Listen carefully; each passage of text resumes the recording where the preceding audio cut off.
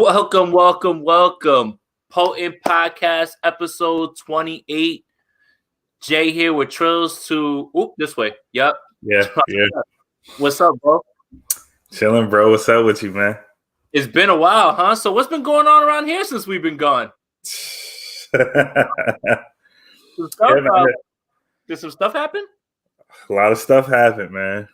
Oh, man. Well, so I think we should give some people some insight real quick as to, why we were gone for so long. So we initially planned on recording our regular Tuesday podcast, but that was election day and it didn't feel right just because of, the anxiety that everybody was feeling. And I wouldn't have been able to really pay attention to be on there. Honestly, I would have been, looking at the TV the entire time or wondering what's going on. So we thought that it was probably smart for us to delay it a little bit because we didn't even know how many people were really going to be tapped in with the overall anxiety going through the country, right? Yeah.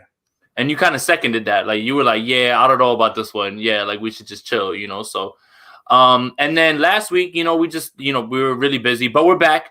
We've got a ton to talk about. So we're gonna make up for those 2 weeks with, exactly everything that we have going on here. So Trills, what you been up to the last 2 weeks, bro? Like, anything cool happen, aside from the stuff we're gonna get into?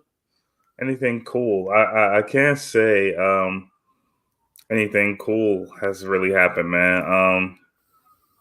But like my my close knit family is growing, man. There's been some new babies in the family, so that is cool. Yeah, man. I've been running around doing that. Like, I'm the artistic part of my family, so it's like, yo, can you do this? Could you add this for the shower? Can you take these photos? And So I've been like crazy busy with that. So I guess new life, man. That's exciting. For sure, man. For sure. So yeah, I mean, same old shit. For me, really. I don't know if you got to see, but Cage and I actually did a concert where you actually had to like buy tickets to like watch a stream. So I got to do that since I was going to see him this year and COVID took that away. That was a pretty big throw for me this last 2 weeks. Also, I myself built my new bed. And if you don't understand why that's a big thing, it's because you have no idea how, what's the word? Unhandy I am around the house. Unhandy. Manly men all over the world are punching the air at this news, at the fact that it's somehow an accomplishment to build a bed. But I did, and it works, and it looks exactly like it does in the picture. So, So you done turned into the Bob the Builder ass dude that all the chicks say that they want. Fam. So when this quarantine started, my wife was like, I got you a present. I was like, word, yo, it comes from Amazon. Bro, it's a whole ass tool bag. If that ain't a fucking hint to why you're in the crib, we are going to be building these things. But honestly, shout out to Black & Decker's drill, because that's really what made this shit happen, honestly. This shit was really easy, man. It's almost like, whoop, whoop. It's like, after that, it's like, give me something else to build, right? Yeah. Hey, look, all I know is it's not crooked. It fits and everything. And you know what? I'm gonna do a little quick humble brag, but the jump from queen size bed to king size bed is wild luxurious. Yeah. But when you're used to king size, it's not as big. But when you go from queen to king, it's like, yo, bro, you are sleeping in the Rolls Royce Maybach edition. Like the blinds, everything is there for you. Like it is that luxurious. All this leg room for myself. Incredible, bro. Incredible. Yeah, man.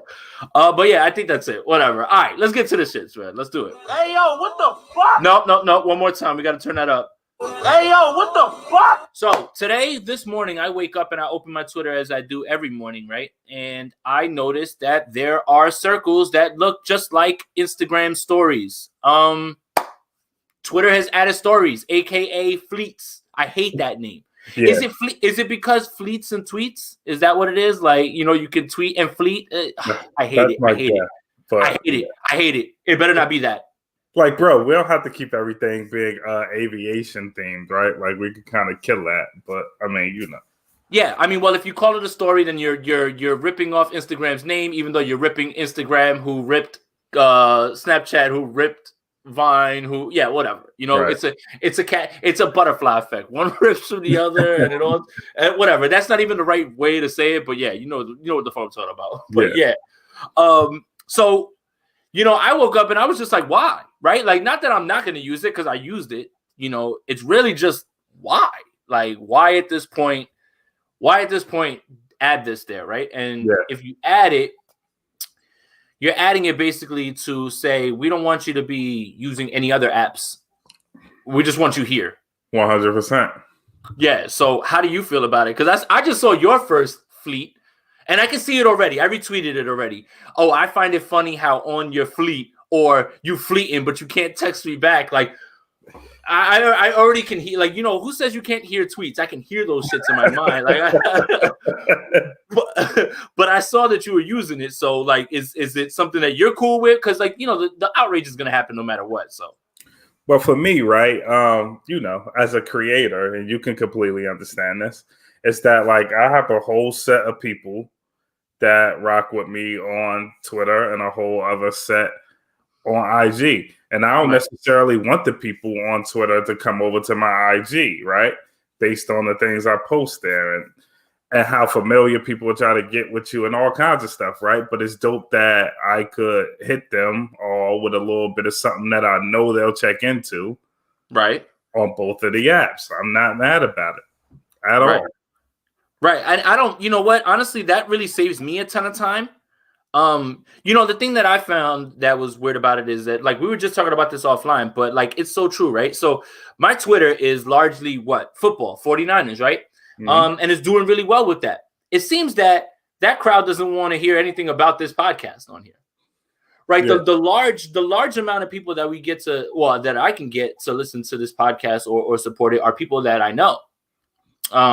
So now I think that the way that I'm going to use the fleets is, now that I'm getting closer to whatever it is, like 2,000, you know, whatever, followers, is I'm going to use it there to post it, you know? So, I mean, it's got to get out there one way or another. So it's not a bad idea. You know, it's going to save me time from hopping back and forth from IG or whatever. And I think that, I think the stories will do a better job of painting how people really are outside of the times that they tweet, right? Like, people are strategic with the way that they tweet, right? They make sure they got their bangers and everything all lined up, and they do 1 or 2 or 3 and they're good. But now we may get some insight into how people really are and how they move. Yeah, and I think that's what's scary to some of the people, right? Is that, like, I've cultivated this personality via my tweets, and now how do I make that feel real when they can actually see me and hear me, right? I think that's what people are worried about. And I think that is great. Like, let's air this shit out. Right. And I think that's funny too, because when I see people tweet, I imagine what their voice sounds like. Yeah. And then when I hear their voice, I'm like, that's not you. It is not. You know, that's just what you brought up in your mind. But but yeah, people woke up and they were mad. Like, why? Blah, blah, blah. Like, if you don't like it, don't use it. Yeah. Yeah. I mean, it's not going to happen, bro. Anybody that's on Twitter all the time, and most people are, like, on Twitter for a good part of the day, they're not going to resist using that. Right. For sure. So, yeah, man. Twitter, I'm good with it, but people are more like, hey, yo, what the fuck? Speaking of, hey, yo, what the fuck? Trills, let's get to the elephant in the room, right? We had our election, right? We're still having our election. How many L's can you take in 3 weeks? 21? Because you take one a day? Yeah. Look, we don't got to divvy into all this politics shit, right? What you need to know is this: Biden won, Trump didn't. Washed them. Yeah, right. Yeah, so it wasn't even really. It was a landslide victory, you know. And look, and me, the whole thing is I knew this shit wasn't going to be called the first night, just because we know who's participating in this, right? We know that Trump is going to be acting the way that he is, and we knew this.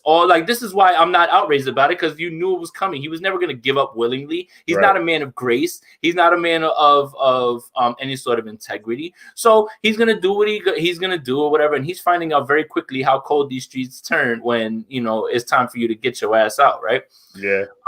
But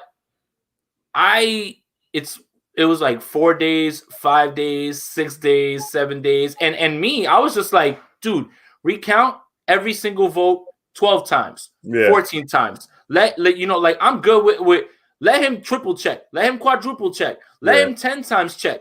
So you can keep taking L's every time that you want. You know, all you want on here. But like I be thorough. Get it right. I don't care how long it takes. Get it right, right? Yeah. And nothing's better for me than this guy taking L after L in front of his children and his wife and shit. Like, go ahead, keep being an asshole and just like keep letting your wife see you take these L's, fam. Bro, and publicly too on Twitter. Yeah. So, you know, the misinformation tweets, like I took one and ran with it or whatever. Like the one I put up yesterday, Rihanna keeps DMing me, this tweet is wrong or whatever. Like, but it's so sad, right? That joke, that meme comes from our president. You know, like it's man. There's no sort of grace. There's no sort of, you know, he's not enacting any sort of transfer of power or anything like that. They're pretty much probably going to do the inauguration outside and then just send the army to pull his ass out. And if you want to put a dent into the national debt, pay-per-view that them taking Trump out of the fucking out of the White House, and you'll see how quickly you dent into that, because even his supporters are going to want to watch, because they think that he's going to be out here punching people in the face, but they really just going to drag his clown ass out by his feet, which is what everybody else wants to see. I mean, they might not make like, you know, hardcover books anymore in school. I don't know. I don't have children. I know that like a lot of shit is like on like the laptop and all that now. Yeah. But like, if you want to be in the history books, bro, with a photo of you being pulled out of the White House, so be it, man. Hey, look, he's already a joke. I think it went way further than he ever thought it would. You know, like even when he won, he probably was like, "Oh my God, I won!" You know, like that South Park episode. He's like, "Oh, geez," like, you know, like that. I thought that was perfect. Yeah. So and also like what people have to realize is that this man is trying to avoid jail. Like you out here talking about 2024. You might not even be a free man at that point. The one thing that is like, you know, like we can make jokes about all the other stuff, right? So, you know, Fox News calls Arizona, he calls Fox News and is like, yo, uncall Arizona. Rupert Murdoch says, go fuck yourself, bro. Hey, yo, so look, when Rupert Murdoch and Fox News ain't fucking with you anymore, it's a cold, cold world out here, bro. Because they would have, you know what's crazy? And you know, conspiracy theories are everywhere, right? But here's my conspiracy theory. I think Fox News enjoys when there's a Democratic president, and I'll tell you why. You know, when Trump was in there, it was all a bunch of agreeing, you know, parties with each other, right? Like everybody was just pulling up to agree and shit. Now they have someone to hate in office, right? Like when Obama was in there, their ratings probably were all through the roof. Yeah, man. So secretly, Fox News is gassed up right now at the idea that there's going to be a Democratic president and their ratings are going to be up higher than ever, because now they have somebody to hate as opposed to somebody who's in there doing their bidding. Yeah. Okay. So that's not so far of a conspiracy theory, right? Like that's not crazy at all. Right. Yeah. Yo, I had the bed delivered and no fucking kid hopped out or anything like that. So I don't know, you know. When they pulled up, I was like, where's the fucking kid? What are y'all talking about? Oh my God. Sorry. I don't mean to make jokes about like trafficking, but you know what I'm talking about. People are crazy, man. Like it just goes online and it's like very wild conspiracy theories are fucking funny, man. Let's just be honest. For sure. When you hear people saying like Hillary Clinton drinks blood and shit, I'm like, fam, y'all going over the top. I thought she protected the 1%, or she's got the banks in her. Like, you know what I mean? Like something like, damn, now y'all taking it to some other shit. It's comical, yo. It's YouTube and Facebook. Facebook's the new Fox News, honestly, bro. Like they're like, I can't, yo. I mean, I haven't been on it in forever, but I will never, ever. I personally know people in my personal life that run with all the Facebook and YouTube conspiracies, bro. And like I don't want to like it's a person that like I genuinely like love, so I don't want to like completely cut them off and shit. Right. So you just have to learn how to like just cover your ears, bro. Bro, it's you know what's the worst part too is they make you feel they try to look at you like you're stupid. What you don't know? Yeah. Yeah, I don't fucking know because that's not true. You fuck like what the fuck? Man, this guy over here. I'm like, shut your ass up, man. You just told me that a fucking kid's about to pop out of a cabinet. The fuck are you talking about, bro? Like, how the fuck does that make any sense, bro?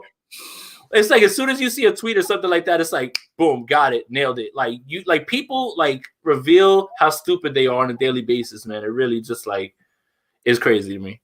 Yeah. Man.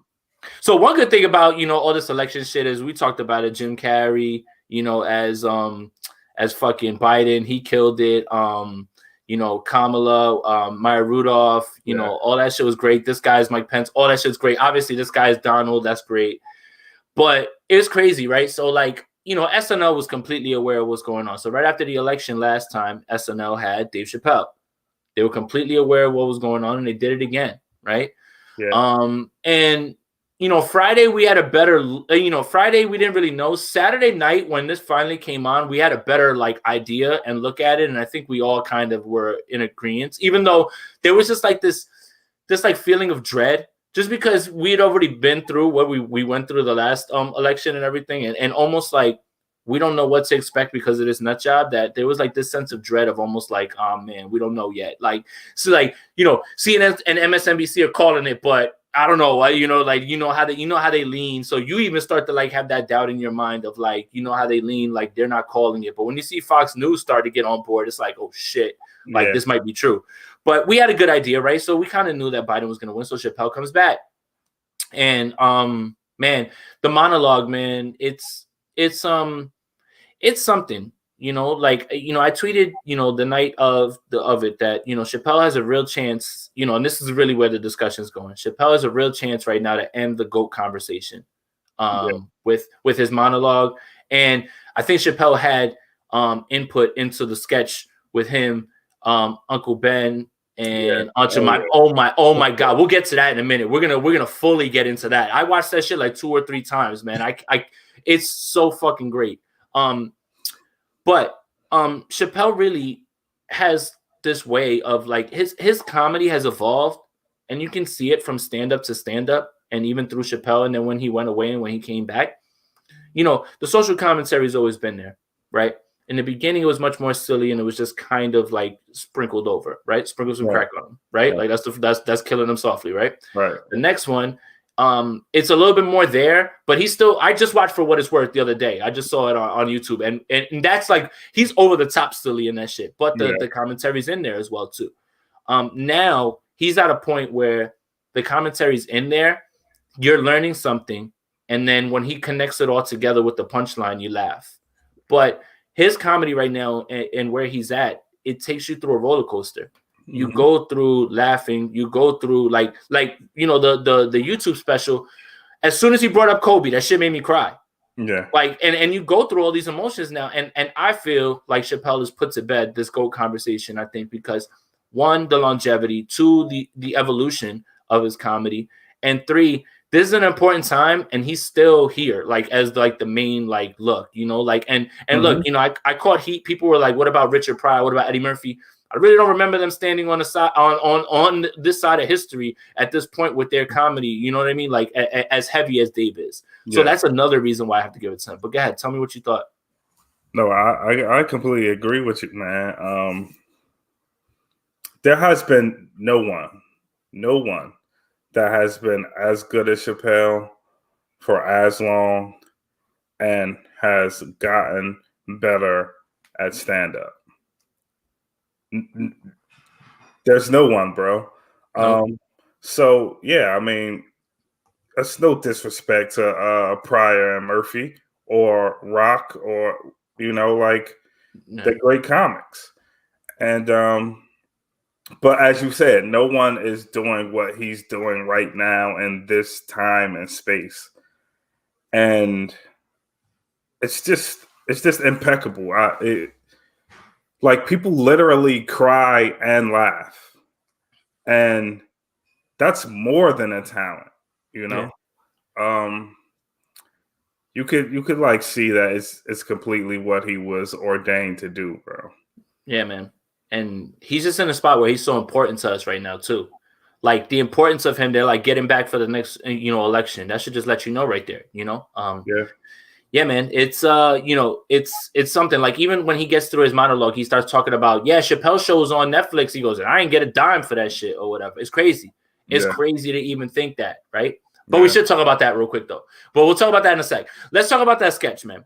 Yeah, man. So the cold open is always probably what's best about SNL. That was pretty good, right? Chappelle's not involved in that. That has to do with the election. Really funny though, honestly. All those guys are good. He does the monologue. They come back, and then he's standing there again. And I thought he was gonna like really go back into some deep shit, but then he talks about how there's certain black people that have lost jobs, and they cut to the sketch, and I think he just runs right over like behind them or whatever. Yeah. Maya Rudolph's Aunt Jemima. Keenan is Uncle Ben. And Chappelle's the Allstate guy, bro. But so they started with, you're fired because so the line that I thought was genius was Alec Baldwin, and he's like, it's not what you guys did, it's about how you make us feel about what we did. And that's so true, right? So like Uncle Ben's like, all I know is rice, white rice, brown rice. Yeah. and then like by the time they get Maya Rudolph said that Aunt Jemima, she's like, it's because I use my breast milk for the and that is a shot at how black slaves had to breastfeed the kids and shit, right? That shit is crazy, man. Like they were able to pack all this into. That's why it requires more than one viewing, especially because you're gonna start laughing and miss something. Yeah. Especially when you see Chappelle finally get up as the Allstate guy and he starts laughing. Once they're laughing, I lose it, bro. You can't help it, bro. Yo, he gets up and then that voice, he's like, "Oh, I knew you sell me out." I'm not even a food product. And he's like. The best part is they stop calling me the Allstate guy. He's like, I'm the guy from Waiting to Exhale. But by the time he's like, get Chocula out. By the time Pete Davidson, and then that's when the sketch just goes like left, but it still works just because everybody's having so much fun. Like by the time Chappelle goes off scripts, like look at Pete Davidson's lips. Yo, anytime somebody makes fun of how confusing Pete Davidson is, he's like, what is it? He goes, but I'm not black, I'm chocolate. He was like, a likely story. He was like, let me tell you something. These streets is gonna eat you up. Yeah, it's brilliant, man. That's such a brilliant sketch. But yeah, man. It was perfect, bro. And then, the show was like whatever after that. I think you kind of just, you kind of understand that with SNL. We talked about that. And yeah, man. But Chappelle coming on Netflix is just like a welcome sight as well, too. Like I was telling you, like I was like one of the few people who actually paid for CBS All Access, so it was on there. Yeah. But they just added it to Netflix, so it's even easier now, like run through it. So like have you found like I'm sure you've rewatched already at this point, like at least a little, right? Of Chappelle Show. Oh yeah, for sure. So are there any sketches that you felt like you might have slept on that like when you're watching now you're looking at it and you're like, yo, this one's really funny, or are there ones that you watched and you thought were funny and aren't as funny anymore? Yeah, I mean, like there are some that aren't as funny as they were, but I think it's also that like I like watch them too much. Right, that helps. That's what I think it really is. Like I watched that show so much, bro. Like right. I had like the box set, like the DVDs, and they would just run, bro. Right. So yeah, like some things just don't have like Rockapads isn't as funny as it was when it, Right. I mean, Redman steals that sketch. Right, like he's the funny part, right? But it's The Rock, and then this dude Dave Dash, and he's pouring the Armadale on it. Yeah. Yeah, I mean, I think what's the one that the one that I have a new appreciation for, or the one that I always thought was funny was from the third season, which is like kind of scrapped because it's only those like 3 or 4 episodes, right, or something like that. But it's the Monsters episode with Charlie Murphy. But I love all three parts of it, but Charlie Murphy's part and that lady who's across it, your penis is exposed, brother. Yeah, Yo, that's hilarious. I saw it again and I was dying. The guy's like, he goes, we've been getting some complaints about you. He's like, what kind of complaints? He's like, they say you have like this violent temper. He's like, those motherfuckers. And he just breaks the thing. Yeah, but she's like, yo, go ahead. No, you make a good point, yo. That's one of the sketches that people really slept on. Yeah, for real. Because he's like, man, he goes, the system, and when he's late to his parole thing, this dude, he's like, man, the system's not geared for us. He's like, what, black people are mummies? He's like, I don't even know anymore. Yo, oh my god, yo, he rips the dude's arm off for no reason, yo. Like but it's funny because it's like, see, that's the genius part of it, right? It's like you're making a whole ass sketch that it could be like, yes, Frankenstein would have those sort of anger issues because he does, right? He flies off at the handle, but he happens to be black, right? So it's like it's crazy. It's the same sort of like it's like putting a mirror up, right? While being clever and funny about it, like it's crazy, man. Like he's like, oh, I'm late, and the mummy's walking mad slow. Yeah, because mummies are slow, like what I mean. But it works. I think that's the one that I like. When I watched it again, I started laughing like harder than I'm like, damn, I've seen this a million times, but this one, I don't know, it lands a little bit different for me now. Yeah. All right, dude. How many rappers got shot? First of all, rest in peace to King Von. Sorry, like we had to make sure we said that, and I hate to bring the episode to a screeching halt. I think maybe I should have spaced this out better. But we in it. We're in it now. Yeah. In Dallas, right? What's going on in Dallas? What's going on with Texas? Yes. It didn't turn blue. Cause like, I mean, why is this happening in Dallas so much? We get Boosie's leg, right? That was in Dallas, right? Where was Benny? Benny was in Texas too. He was in Texas too. Bro. First of all, look, guys, I understand, right? Like the world's on the country's on fire again with COVID, like even worse than before, right? Like something that we all knew. We knew, or the smart ones did. We knew this was coming. Yeah. Because you guys didn't act at first. By the way, I hope y'all not eating out of that sushi spot in Elizabeth, bro. Oh, Mama Sushi? Bruh. All right, talk about it real quick. Okay. Look, man. I make a lot of jokes, right? My people, Spanish people, I'm looking at you. Why? So there's a video that you send me of Mama Sushi's off the hook, right? Like, hookah, we already talked about that. But bro, there's like a woman. It's Halloween, right? Yeah, man. There's like a woman on a table. Dudes putting faces and like you got pink eye and COVID now, bro. Like, come on. Like, I need my people to do better, man. Please. It's like, what is the infatuation with these large get-togethers and clubs and shit, man? Right, bro. I saw somebody on my timeline was like, oh, got an open mic tonight. An open mic where? Yeah. Nah, man. I'm not pulling up to no fucking like any sort of function like that. Like, what is happening, man? So rappers, I get it, right? You guys get your bags that way, right? Walkthroughs, all that type of shit. Y'all gotta be smarter than this. First of all, people in this country right now are desperate, right? Because of what's going on, right? Like with COVID and shit. So the wolves are out. Yeah. You're out here not only risking yourself towards COVID, but putting yourself in a position where people are out of work and are doing nonsensical things at this point. Yeah. You just got to think better, man. Just be better. Like, I'm sorry that we're talking about this, in the wake of somebody's death. King Von passed away that way. But man, I really hope that people learn a lesson from this and are starting to treat their fame and it's the time, right? If next year everything's cool and everything goes back to normal, whatever, you can start moving. However, right now, the way the world is working, you can't move like this. Nah, man. For everybody else's health, man, with COVID, we really need to sit down.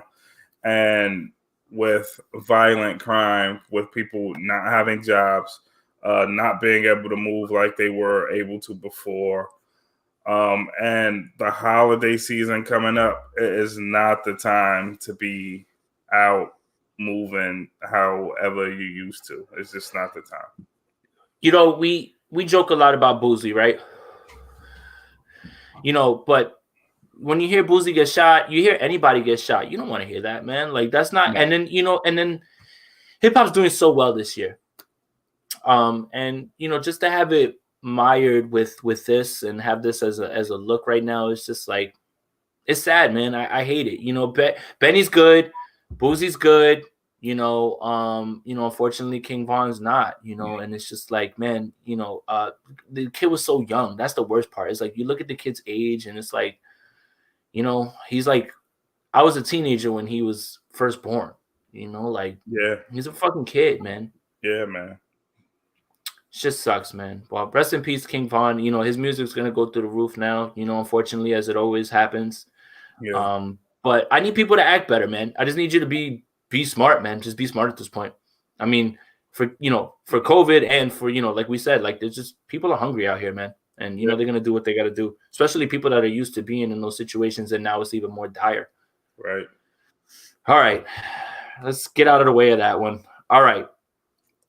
Yeah, now let's laugh. So you send me a tweet and I see Diddy putting on some goggles. And I'm like, what the fuck is Diddy doing? And bro, this man takes the worst dive I ever seen in my life. How can you be that rich, we have that many pools, and still be that trash at diving?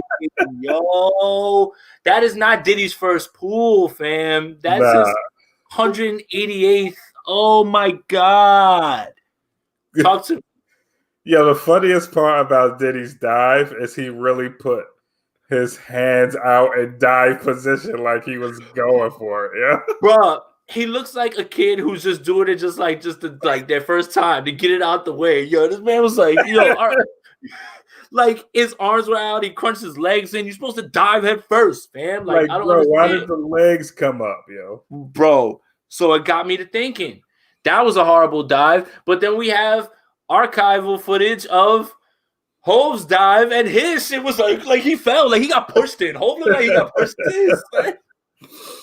So it got me to thinking, because you're cool, rich, and a rapper, right? So you never get the chance to swim ever again. Like that's it. Like we're just like swimming's out. So like when they say, you're gonna make amazing music, you're gonna be paid, but you're not gonna fucking learn how to swim. You're never gonna learn how to fucking dive, anything like that. That's just what we're doing.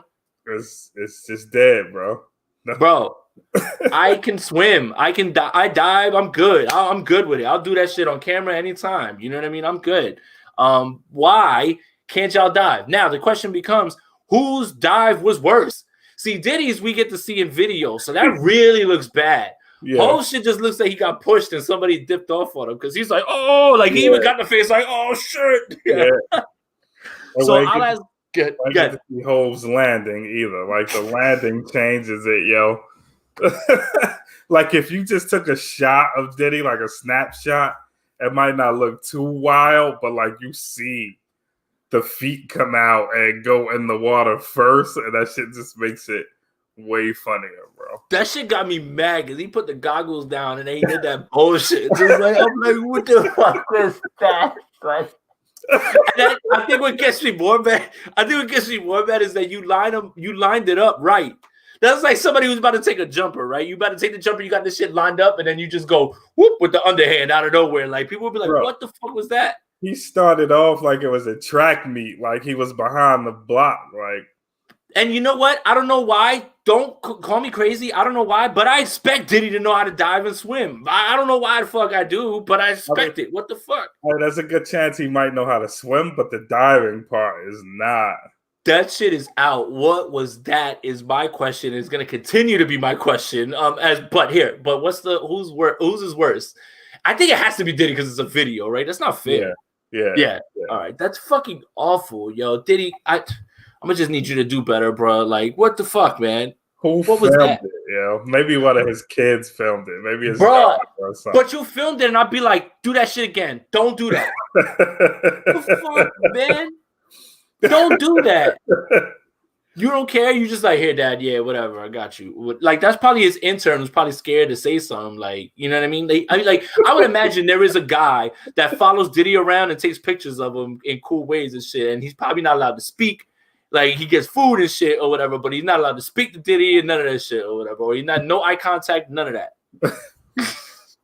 That's what I always like wonder, right? Because like you see these people at home, these celebrities, and they're taking these crisp ass pictures, and it's like, you know, somebody is like around them just to take pictures of them. Like that's crazy. I would not want. I'd be like, get the fuck out of my face. But you know, like they're influencers and all that shit. Whatever. Yeah. Anyway, speaking of Boozy, right? We missed a huge opportunity on our last episode because it was when it happened. But I still think that is something that we should talk about, especially being that we found out that Boozy's good from recovering from his gunshot wound. But he joined Mike Tyson's podcast. Mike Tyson has a podcast where he basically just smokes a ton of weed and he talks shit or whatever, but this episode wasn't really all that funny, right? In the beginning. So Boozy walks in and he lets him know, like, yo, huge fan, super fan, right? Of Mike Tyson, super fan. Who wasn't? Especially somebody around his age, right? Who wouldn't be? Right. And who wouldn't be that jazzed to meet him, right? I'm already on record as to say I don't want to be in a room with Mike Tyson for any reason, even if he wants to congratulate me for something. I don't want to be near him because I don't know if he's going to kill me or not. And I'm not going to beat up Mike Tyson. That's out there. Not that I'm afraid of any man. I just know my limits. Like if you bring Michael Jordan in here at 60 and I still say, I'm going to be like, oh, I'm about to hoop on him. No, I'm not. So I know my limits. All right. So it doesn't start funny, right? Like Mike Tyson seems like he's all about business and Boozy is like quiet. So you tell us, what they were talking about, it's something that we've talked about and something that we had to have a conversation about. And it seemed like Mike Tyson has something that he wanted to ask him. Yeah. Bro, I mean, we agree, right?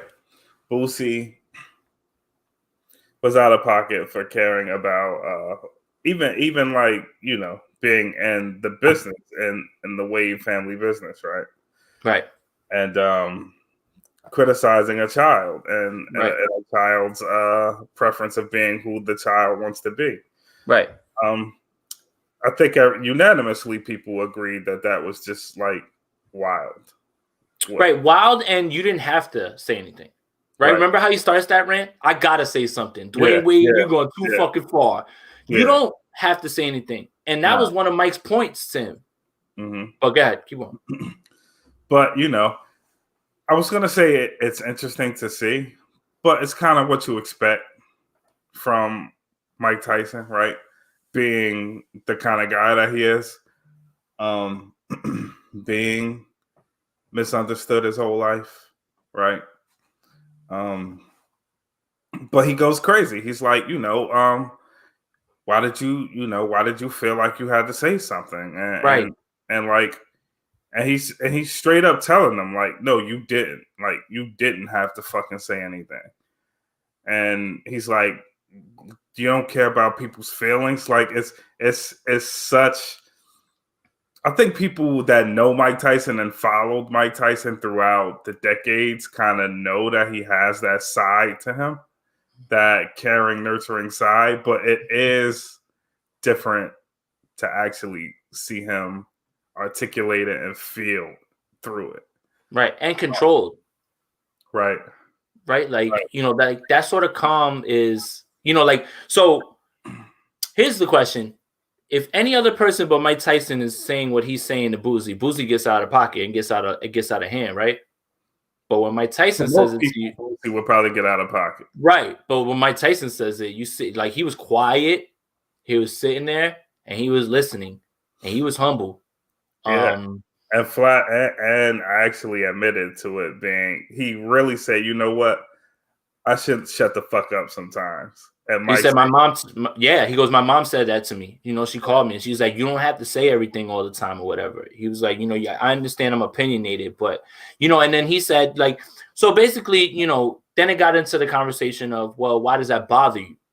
Like, why does that bother you what somebody else does, right? Like, why do you care or whatever, And like Boozy tried to explain that he really was talking about the kid's age more than anything or whatever. But like, really, like Mike was like, look, man, like whether I agree with their choices, right? Like he even said, like, I might be against, you know, all of that, but I would never voice it, and I don't, and it doesn't bother me, right? Like, so like that's what he was trying to tell him too about it. Like, and I think that that's a conversation that not only has to be had with Boozy, it needs to be had with you know whoever at this point.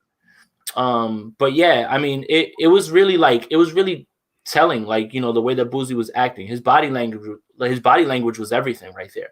Like, for somebody who says all this crazy shit or whatever, like that video you sent me, what is it? Fuck, drive a boat, drive a yacht. And that girl's twerking all day. He's back. He's doing his shit all over again, right? He's not like, you know, it was really like crazy to see him like listening, humble, quiet, you know, while Mike was like giving him this message. Like, that's Mike Tyson. Who's not gonna check you? Who gonna check you, Mike? Who's right? Yo, I say one person ever come out their mouth to say something about Mike Tyson, and that was LL Cool J. No one else. No. Ever. No way.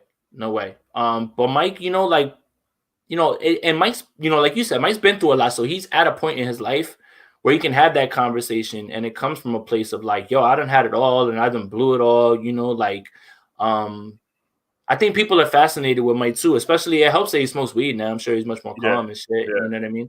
Yo, the craziest shit about Mike Tyson is even calm Mike Tyson is scary. Bro, that's what I was afraid of. Like, he's not yelling or anything like that, and he's just looking at you like pretty much like you're gonna listen to what I'm telling you, and you're just gonna shut the fuck up. You give straight eye contact, and like there are moments where you just hear like this breathing.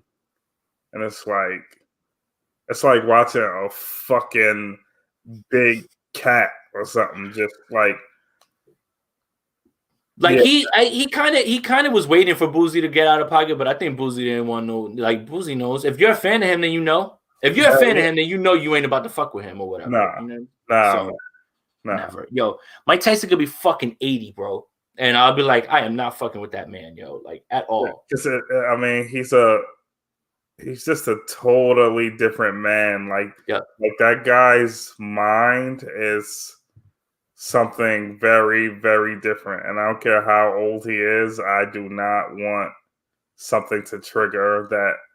No, thank you. No, thank you. Yep. But yeah, if you guys, I encourage you guys to go and look up that little clip real quick, because it's really telling. Like, we like to make fun of Boozy and stuff, but like, you know, that's a conversation that we would have had with him. He just wouldn't have listened to us. That's the same thing probably that we would have told him. You know, like, again, you start the rant with, I gotta say something. Cut that part out. You don't have to say something. You know how like, yo, Mike could change a lot of shit, man. You know how you want like honesty with a Kanye interview? Kanye need to sit down with Mike Tyson. And now you want like an obvious interview with a racist. Like, you need to put a racist in front of Mike Tyson. Wow. Alex Jones? Have his crazy ass on there or whatever? Yeah, man. That's crazy. But yeah, Kanye wouldn't do that. He's too busy, you know, getting those fluff episodes from Joe Rogan. So yeah, I'm still talking spicy. Fuck out of here with that. All right. 45 minutes in, 2 weeks, right? We haven't been here, and there's so much music to talk about. Yeah, man. So much. I don't know where to start. Should we start where the week that we left off and work chronologically back to where we're at right now? Like, I think where we left off, the last new album that I have Common, I have Busta Rhymes, I have Future and Uzi, 2 Chainz, and Russ's new EP just dropped, actually, which I think I have to give him credit. All right, we just start there. Okay, I don't know if you got to hear it yet. No. 5-song EP. I think it just dropped, literally, like right before we got on here. So Russ is a guy that, you know, let me get this out first. Russ is a guy that I respect because of what he does, right? He does, you know, everything, engineering, all that stuff. You know, there's something about the way Russ comes across with his message sometimes that it doesn't land for me. It comes from a place of almost like, you're stupid, I'm not, listen to me, and you can be rich like me, right? Yeah. Like the whole idea of like, own your masters, bruh, you are not breaking any new ground. Prince been talking about this shit since the 80s. So stop it. Okay? Like that's the part that I get upset with. And it really shouldn't raise my contempt for him in any way, because he's not, it's the people in the comments dropping these gems. Dumbass. Everybody's goal is to fucking own their masters, bro. And everybody's been talking about that. They just may not know the way about going about it, but everybody's always wanted to. So like it'll be stuff like that. Like, put your money in your savings account. I'll be like, what the fuck? Like everybody fucking needs to know that. Like, that's not like anything earth shattering, but right. But like I had always contended, like I didn't really know anybody who listened to this guy's music. Seriously. Like I don't know anybody. Like I've never gotten in anybody's car and be like, yo, I got this new Russ I'm playing. Or like, but you look and he's selling out arenas. He's got these monster sales and it's just, it never connected for me. I'm like, where am I missing this? Like, because you know me, right? I love everything in hip hop from the spectrum. Like, the whitest guy to the hoodest shit. I like it all, right? Yeah. I think it was something about the way he came across at first that I was just like, I'm not really gonna give him any music. But he comes out with this playlist. It's a 5-song EP, but he drops the track list about 2 weeks ago. Yeah. Listen to these features: Russ and Crooked I, Russ and Absol, Russ and Premier, Russ and Busta Rhymes, Russ, Black Thought, Benny the Butcher. Mm-hmm. So what would a track list like that tell you? I mean, to me, it tells me that he's trying to make amends to the people that really matter in the genre and the listeners that will, garner you any kind of respect in the genre. Right. And he wants to show people that he can rap. Like, I really can rap. I'm bringing Crooked I on a record. I really can rap. Like, these are the things that he's trying to say. Yeah. And you know what? Russ can rap. Yeah, he can. I just listened to it. Russ can rap. Yeah. One of the records from here is gonna make my 10. Oh, we're doing 10 too. We have enough for 10 songs, I'm certain, with all the new music easily. But yeah, he made it. The premiere joint, Inside Job, that shit is incredible. That's the essence right there, and he goes off. But go ahead. No, I wasn't saying anything. I was listening. Yeah. He could rap though. I'll give him that. It's just like I said, the way that the message comes across and people talking like it was crazy gems that he was dropping, and I'm just like, bro, I haven't listened to it, but what I did see was that he did the talk about basement, the Rap City, the basement thing, and then I kind of knew where he was going once I saw that. Talk about it, because that's the song, that's the Absol song that's on this project. Yeah.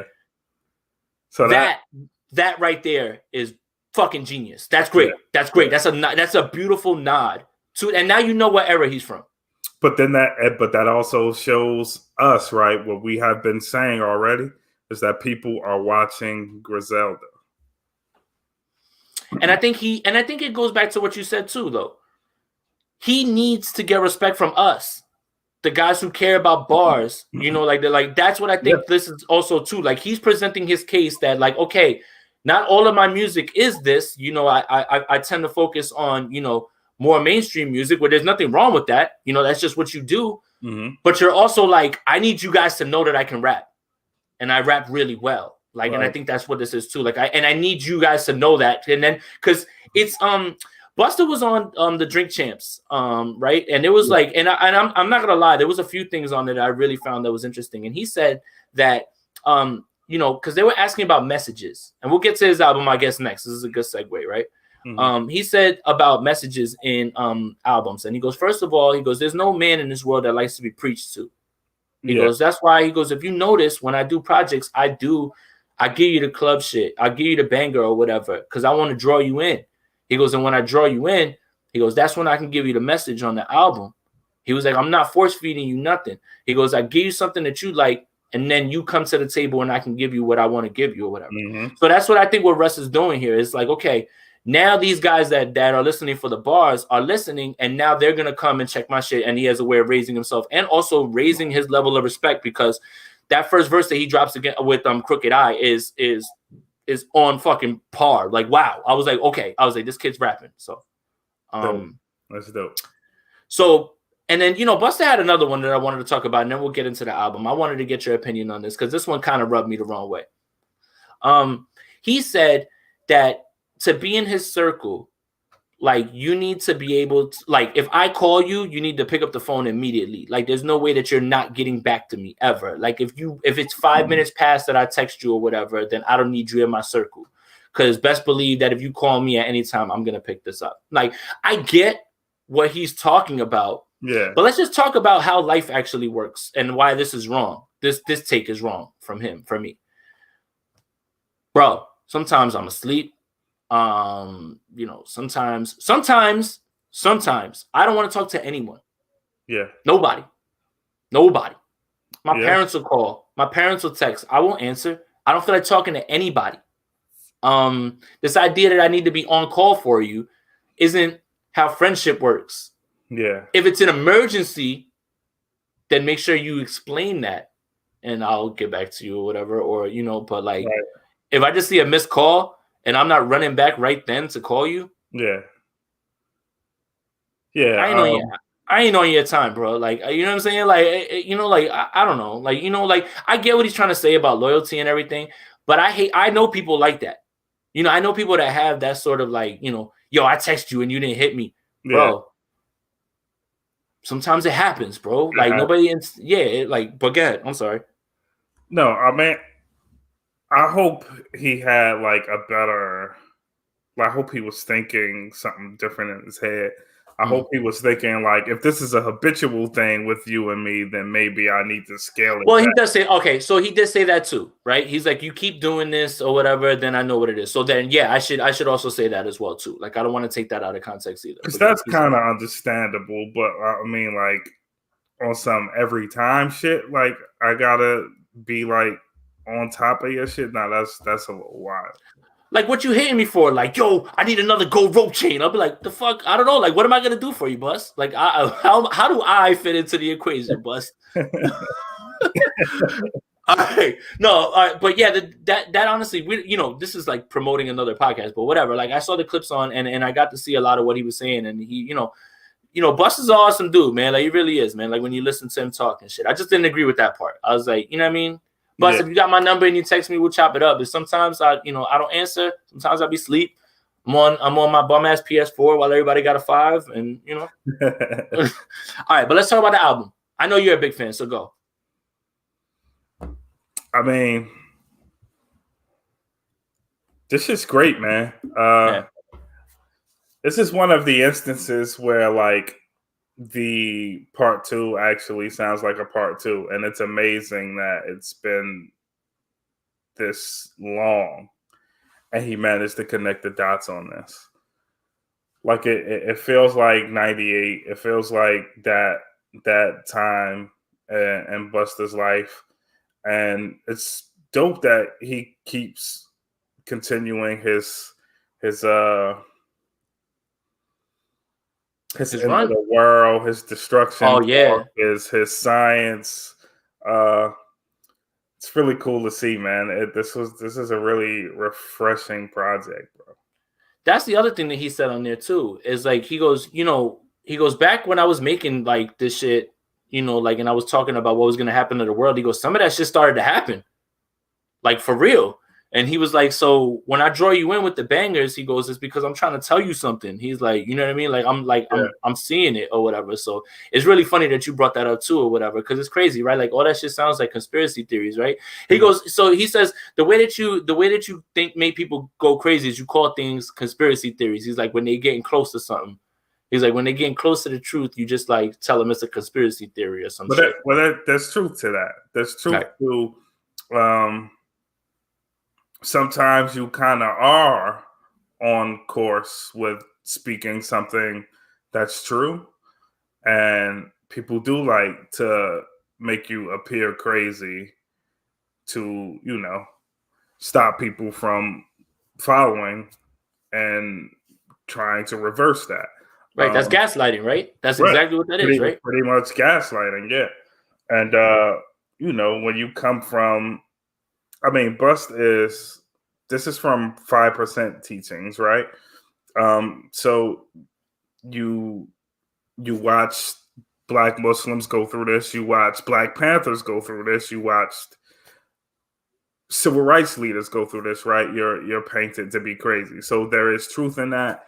And I think the really wild conspiracy theories that you and I literally were just talking about how fucking batshit crazy they are, those are created with that same idea, right? Is that we can get people on board with thinking something so crazy is true that everything else can also look crazy, right?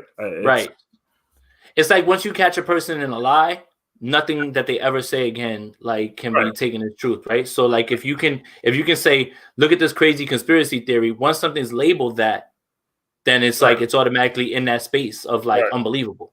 So it's very systematic, man. If you are, let's say, I don't know whose name I want to use. Let me not use anyone's real name. But if you are Black Panther X and you are saying some real true shit, the way to kill all that shit is to also say Black Panther X believes the world is flat on YouTube, and now like everything looks batshit crazy. Right.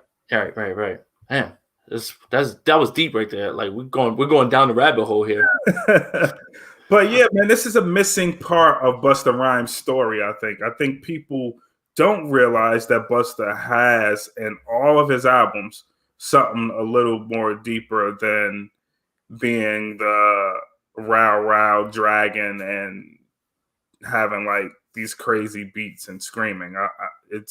I think finally he brought the point across to people that he offers more than that. Right. Master Fard Muhammad. Yeah, man. It's like like when you're thumbing through the features, I'm like, oh, Rick Ross. Excellent. I was like, let's bookmark that one and make sure we get back to it. And it's like, yeah. Bro, that Rakim feature, bro. What an opener, bro. Bro, and that's out of nowhere, right? Like, and the idea of having Chris Rock all over it, like, all of that, and then like to go through the features, right? Q-Tip, MOP, Old Dirty Bastard, fucking Mariah Carey, Rhapsody, Mary J. Blige. It's like the old cast, like almost like aside from the new people, an old cast of characters, right? Because ELE had Mariah on it, right? That's where Give It To Me is on. No, that's not. It's not. That's the one with Janet Jackson. Sorry. Yeah. But it's like almost like trying to restore that feeling, right? Belbit DeVoe. I'm not really big on that record. You tell me that I'm crazy, right? Like I should like that record, but I don't. I like what they did with the production on that record. I like that he brought the Pastor Cavassier shit back into it. I think that record needed a newer voice on it. I think this is what I'm going to say. People can shoot me for it. I think Kendrick was wasted on this album, and I think Kendrick should have been on a song like that. I don't really like that record either. Yeah, I'm not a big fan of that record. Like everybody is, though, because of the sample. I get it. I do too, but I don't. Right. Like you said, a wasted opportunity. Yeah, I think you put Kendrick on that BBD sample if you want that song to go out of here. Right. Yeah, that's smart. Yeah, man. I don't know, man. I didn't because I listened to that before I listened to the album, and I was like, and then people were like, yeah. I'm like, really? I'm like, and who wants to like Kendrick more than me? Yeah. Yo, your man Grant is out here wilding on Twitter. You following him right now? What did you see his YG Kendrick take?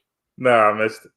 He's like, there's people that like YG and there's people that like Kendrick Lamar. And then he's like, the people that like Kendrick Lamar want you to leave the party and go listen to some deep cuts like the Beatles or something like that. I'm just like, bruh, why can't it be both? Like, why can't it just be both, yo? Yo, people like to say that about Kendrick, but that shit is so not true of Kendrick. Like, Kendrick is not the party pooper. Like, Kendrick has the lit shit in his catalog, but people refuse to acknowledge that it's there. Bro, and then that video that I sent you that guy made shout out to my guy, yo. He's fucking killing it right now, yo. He's like his rebrand on 49ers Twitter is like, we need a 30 for 30 on that shit, bro. He went from first they love you, then they hate you, then they love you again. Like he's completely like right now, like his content's through the roof, bro. And he knows when to drop that shit off. He's great. But anyway, what the fuck were we just talking about? Busta Rhymes. Yeah, man. Great album, man. Yeah, for sure. You know, that the MOP record reminds me of like the old feeling of like Flex running back the record and all that, which I want to talk to you actually. Now that we mentioned Flex, let's take a quick break because it's like a break in between the albums. Okay. Funk Flex talking crazy about T.I. Maybe we can go off on the tangent real quick on T.I. because I got some other stuff to say about him too as well, actually. You was in a Crime Stoppers video. You know, you don't even rap well like that. Trills, I understand Funk Flex's cultural significance. I understand his place in our culture. I understand all of it. Yeah. Can we get this guy the fuck out of here, bro? Sometimes, man. I swear, like, yo, like it's always like these rants, these fucking Hulkamania rants or whatever. I used to find that shit funny back in the day. But now this shit is so desperate now. Yeah, I mean, that's the thing, right? Is that things are funny until you run them into the ground, right? And the WWE shit it's ran into the ground now. It's because we're not connected to radio like that anymore. You know, like I would imagine that his ratings are as low as they are, but they're still number one. Because ratings are down across the board. Like people aren't tuned into dial radio anymore. Like why would you at this point? Yeah. I mean, unless you want to hear some shit that everything's on the internet. It's all streaming. Yeah. And honestly, we could wait for your rant's gonna be up on Twitter 12 seconds after it's over. The fuck I'm gonna be tuned in for it for? Yeah. And you need time to make memes. But yeah, I'm just tired of it, bro. Like it's just enough, man. And it's like you always like. You know, and then you that puts New York in a bad spot because he's such a like not for me really, but I get it. Like from the outside looking in, like Funk Flex is like a big symbol for New York, a chairman type. Yeah, and he's always talking crazy about people from out of town and shit. You know what I mean? Yeah, it's like, come on, man. Now we look like he's the one speaking for us, and it's like, come on, man. Like we don't believe that at all. Like, yo, it got even so crazy that Benzino had to jump in. And I was like, I saw this shit cover. I was like, wait, what? I was like, what the fuck is happening?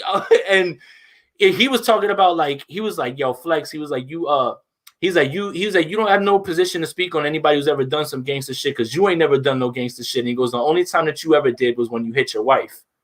Yeah. I was like, you had to say that last part, right? That's crazy, bro. Bro, I was like, when Benzino jumps in, I'm like, this shit is like completely jumped the shark. Yeah. All right. So T.I. did an interview somewhere, right? Where he's like sitting, right? I don't know with who. Yo, did this man really come out of his mouth and say that COVID is here in the throat? All you need is some hot tea to push it down, and then the stomach acids will destroy it. Trills. The Libra is a dope ass fucking album. And I have a record on there from it in my 10. Yeah. I'm not talking about the music. Trills, that is so dangerous to even think that and then to say it. Yeah, man. I am so afraid. The one thing that I did like that he said in the interview was, I want to build my immune system. Yes, you should all be thinking that. Everybody should be thinking that. But that's not the end all be all. Like your immune system's about to be like, fuck out of here, COVID. You know, like, bro, in your throat, push it down for the stomach acids, bro. All those big words. For what? Talk to me. Bro, the South is just different, man. I saw a clip where I think the Breakfast Club had asked Tiny, like, how does she feel about everything, right? Because I think Tiny was in a party or something, and they had like asked, like, how do you feel about the COVID numbers going up and people like in Atlanta moving around like normal and no one wearing a mask and everything? And she's like, well, yeah, we're not wearing a mask and we're just living our lives like normal, and the numbers aren't going up in Atlanta at all. So what do you think about that? And I'm just like, you know what makes it scary, Trills? They'll say that. They'll say what they're saying. Someone who's on the fence and is easily impressionable, even adults, it's not kids, adults, right? Adults listen to what fucking celebrities do, their favorite ones. 100%. They hear them say that and they make up their mind the other way that I'm not going to live in fear. I'm good. T.I. said he's good. You know, he uses that word ambidextrously. I just, like, it's so funny, right? Like, again, the more that you let people speak, the more they reveal themselves, right? Ask me this question 3 years ago, and I say T.I. is an intelligent young man, somebody who's very, who really, knows his way around the world, speaks very well. And here we are, and he says that. It's been a weird year for him, bro. It's been a really weird year, man. Yeah. The music is good, but the controversies. Then you go to the red table, because of, what you said about your daughter. Yeah. This comment. I get scared, man. I think that the rich people or the people with money think that COVID's like, oh, no, not them. Everybody else, not you. You got money. Let's check his tax bracket. But yeah, I just wanted to bring that up because I was so disappointed, man. Like, I'm just like, man, you are like spreading that information is horrible. Yeah, we definitely cannot afford to be misinforming people, man. Not when it comes to this. All right, let's move on. Let's get back to the music. What do you want to do next? Did you get a chance to listen to Common's album? Partially. All right, cool. We don't have to talk about it because I have the same partially. Like, I didn't get a chance to listen to it fully, so we can talk about that. All right, cool. I think one that we really didn't get a chance to talk about that we should have did it during the Hybrid Theory episode, or maybe it was the one right after, I believe. This Reason album. Yeah. We never really got a chance to talk about it. New Beginnings. Right.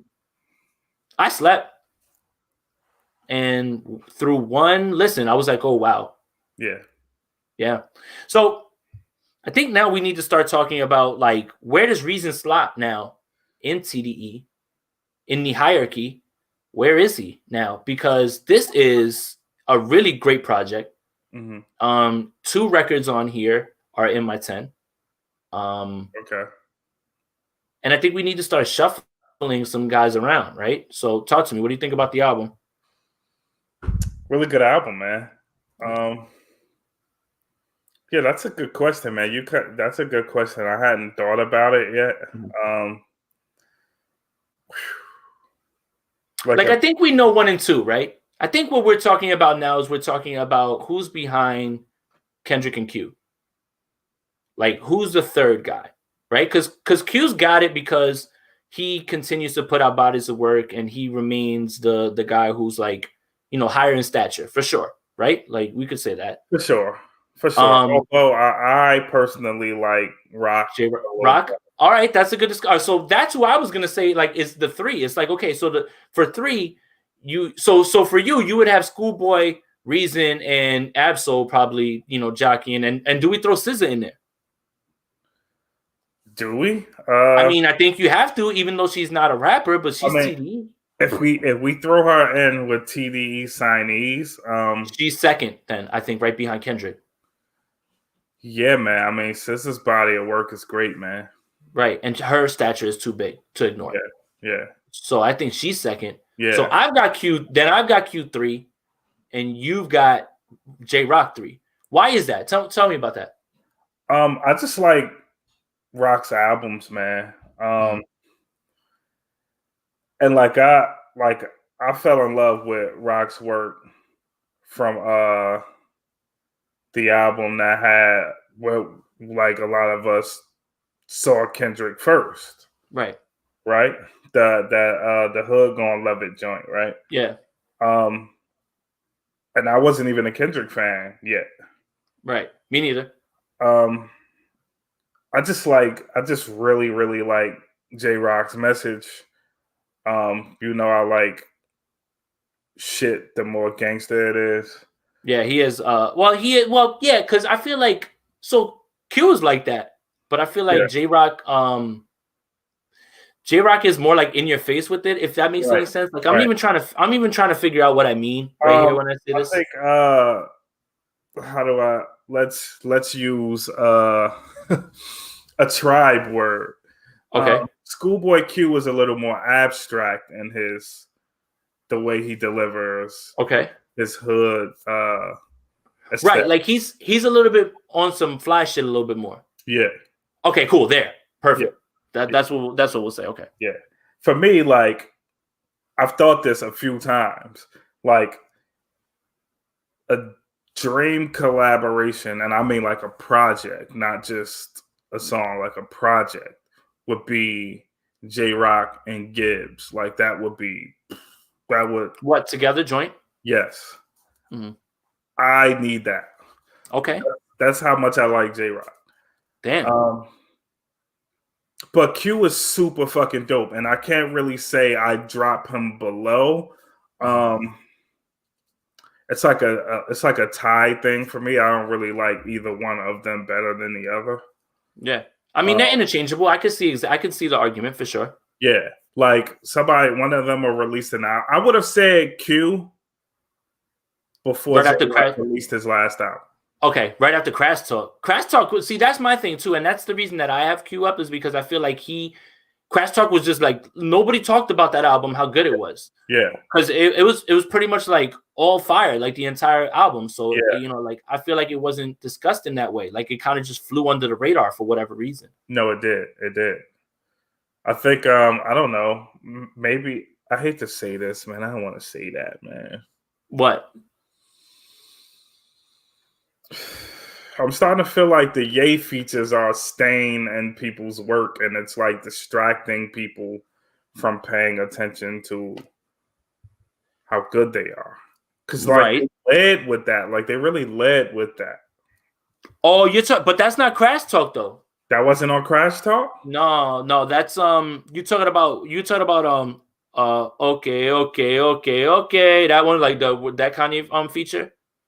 Yes. Nah, that wasn't on Crash Talk. That was on God, just give me a sec, I'll pull it up. But yeah, it was on the one before it, I believe. Blank Face. Oh, it was on that album. Yeah, that part. Yeah. For some reason, I thought it was on Crash Talk. Okay. I don't know. Like, it's hard for me to distinguish. Like, I would have forgot about that name, too. I can't really figure out why that flew under the radar like it did. Yeah, I mean, it was like really solid to the point, too. Like, really stripped down. Like, that's what I really enjoyed about it. But, yeah, anyway, I digress. But, yeah, so Reason, honestly, like, really is going to put himself in this conversation. Clearly now at this point, right? Like, like this gangster shit, good beat selection. That's really what I really like. And I mean, I knew the kid could rap, but like when you pick great beats, it's really it becomes even more of a pleasure to listen to. Yeah. But yeah, man, like he's at the point like where I have to think in the way that I rank them. Is he right behind Q with J-Rock? Like, is it those two? And I think that being a prisoner of the moment, that probably me being by even bringing up this conversation probably would say Reason now, but I would need a little bit more time, I think, before I could properly, like almost like I need a little bit more time to process this before I can make like a proper choice so I don't look crazy later on. Yeah. All right. But yeah, great album. I got 2 of the records on my 10. We talked about T.I.'s album. T.I. shit is dope, man. Yeah, I can't lie. This is a really grown body of work. I really enjoy that. The joint with Snoop and Jeremiah, that's a beautiful nod to G's Up. I bought an East Siders album because of that song. Yeah. I remember that. Rick Ross feature, Benny the Butcher, we talked about all that, and man, that Horizons record made my top 10. That Ninth Wonder beat. See that again, that speaks to somebody who understands where he is right now in his career, and for him to get something from Ninth Wonder, that sounds like that, which is like close to each other. Like again, production that leans towards you, right? As opposed to not, picking something out of the world or whatever. So yeah, that's what I really enjoy that record a lot, man. Yeah, man, really dope. All right. Future and Uzi.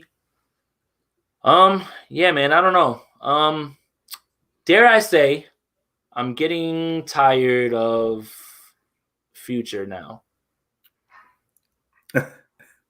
That's shocking, bro. I mean, I don't know, man. Maybe I have to listen to it again. I think it's because when it's a Future project with somebody else, I don't really like consider it a Future project. Yeah. Because it's like this one, but this one feels super forced. Like not even natural, right? Like when it was Future and Drake, I was like, okay, that'll work. Right. Future and Thug, I'm like, that's a match made in heaven. Right. This one feels forced. Like Uzi's way younger than Future. I feel like they're just like leaving verses open and just like, yeah, fill this in here or whatever. Like this doesn't feel collaborative. I don't know.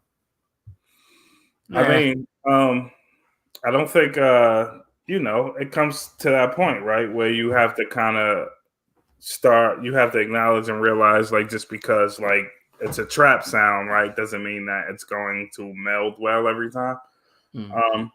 And like you just can't do collaborative shit with everybody, even if it sounds like it makes sense on paper, right? Right. Like, I mean, I barely like do collaborative shit, right? When like you are like one of were right somebody that I collabed with a lot because it made sense and it worked, right? Right. I do it like with my brother because it makes sense and we find a way for it to work. But that's like really where it stops. And like when it's solo projects of mine, like there aren't people on it because you can't. It's just something that you can't force, and it'll seem like it makes sense on paper because you like somebody's music, or because maybe sonically they fit in the same space. Like a DJ could play your shit next to somebody else's shit, but it doesn't mean once you guys start writing that it's gonna feel good at all. Right. And then I think sometimes those need to come organically. Like you need to be in the studio and craft the song together. Like it can't be, I have this record, maybe I'll take this verse off and you can jump on it, right? Like that seems cheap, right? Like that's not collaborative. We talked about that, we've been very opposed to that. And I don't like that either. That's not collaborating. Like if we're gonna do a project together, then we need to be in the studio together. We need to both pick beats and we both need to go over everything and go through it. The thing is though, is like the new guys, right? You watch how they perform. Like this is what's crazy, right? People say that these guys don't have talent, right? A lot of these guys don't write a fucking word down. Yeah. Like Lil Baby don't fucking write. He right now has a shot at at the end of the year being talked about as probably the best rapper this year. Like this might be Lil Baby's year. Like seriously, like that. Well, Drake's coming out in a little while, so let's see, right? And then that's gonna be on the mind. That's gonna be on the mind of everybody right at the end of the year.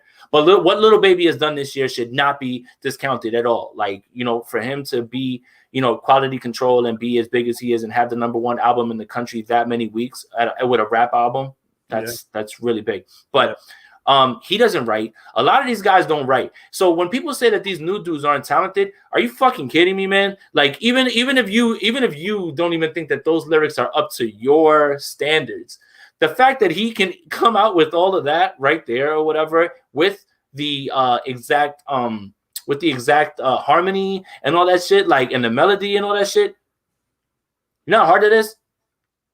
Yeah. Be fucking singing that shit and saying shit like and still like, like it's extremely hard to do. Like people just want to like look, I understand the rapping shit. That's all I ever tried to do, like when I would rap basically, but there's still skill in what they do. Like, like that's not, like whatever. Mm-hmm. Yeah. But still, I'm not really a big fan. But I have to listen again. Maybe next episode I'll have my mind changed. We'll see. 2 Chainz? Yeah, man. Yeah, man. Let's go, Chainz. Like this is again, we talked about it when we talked about Ross and him, right? Yeah. Ross has the discography, but right now Chainz is ascending still, and this album lends to that. What's your favorite record on here? It's gonna be in my top. That's go ahead. Bro, just the way the way he ended that album, I was like, I could believe that was like his final song on that album. I can't believe. First of all, let's talk about the beats he chose, bro. Yes. Like, this is different for Titty, bro. Yeah. So 55 times makes my top 10. You know what's awesome about that is that it begs you to start the album over again. Yes. Like, so that's where I get what he does when he did that. It's like, okay, it's done, and you're like, nope, I'm going back and now let's listen to it again. Yep. Very smart. Yeah, a really dope song, man. That right now, that's my favorite song on the project. That's the one you run it back. Yep. You know what? This seems obvious, and you're probably gonna know exactly where I'm going. I didn't want to pick that one because like it seemed obvious 255 times, but Southside Hove, man, like you know, that's come on, man. You know, that's and I saw an interview, I forget where he was, I think it was on Breakfast Club, and he said that he's like, yeah, I'm done asking Jay for a verse. He was like, I asked 3 times or whatever it is. Like, that's it. I think that's the honesty. I think that's why we all love 2 Chainz. Like, like he's himself. You believe him, and he's really good at what he does. So like, this is just lending more to the argument of like, like we're saying, like 2 Chainz is moving up. Like he's getting better. The way you open the album too, like, is crazy. Like, and then the Moneymaker slides in exactly where it should too on there. Like, that's why again, singles are hard to gauge what a project's gonna sound like when they're in the right way. So, but I think we gotta salute that, man. He's rapping better. Yes, he is challenging himself with instrumentals. Yep. He is going outside of what you expect his sound to be. Yep. And the sequencing is getting better. He knows where to place these records. Yep.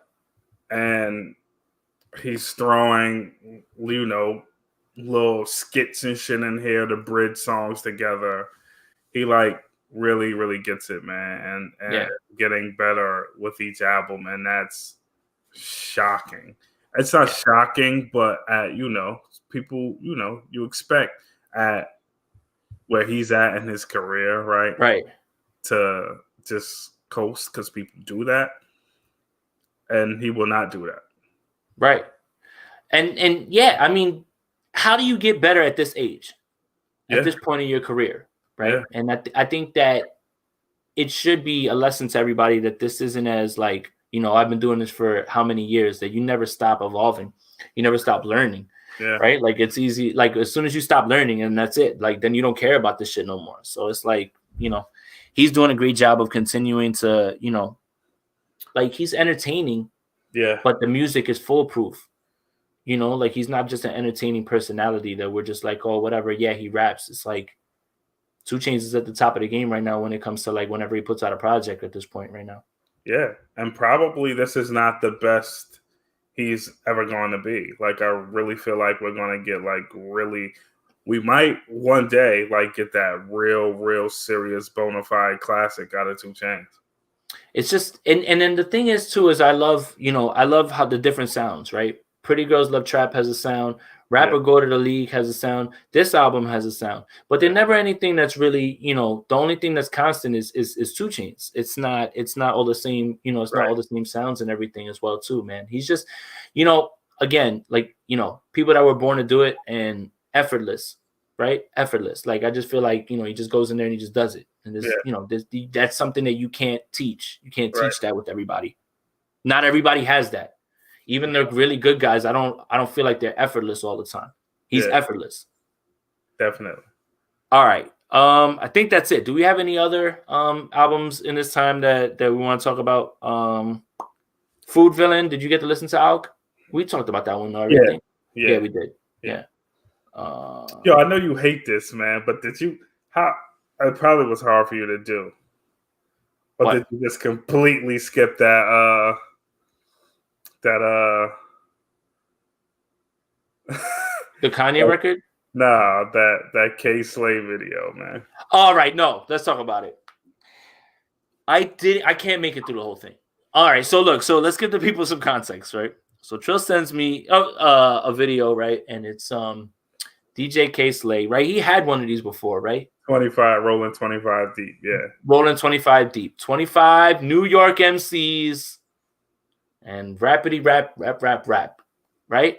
Listen, if that's what you're looking for, you know, it's gonna be there for you. You got a lot of it. Yeah. This man has upped the ante. Not ante up the ante. 50 fucking rappers. And it's not 16 and pass it. It's bro, I looked at the time and I was like, fuck that, man. No way, my look.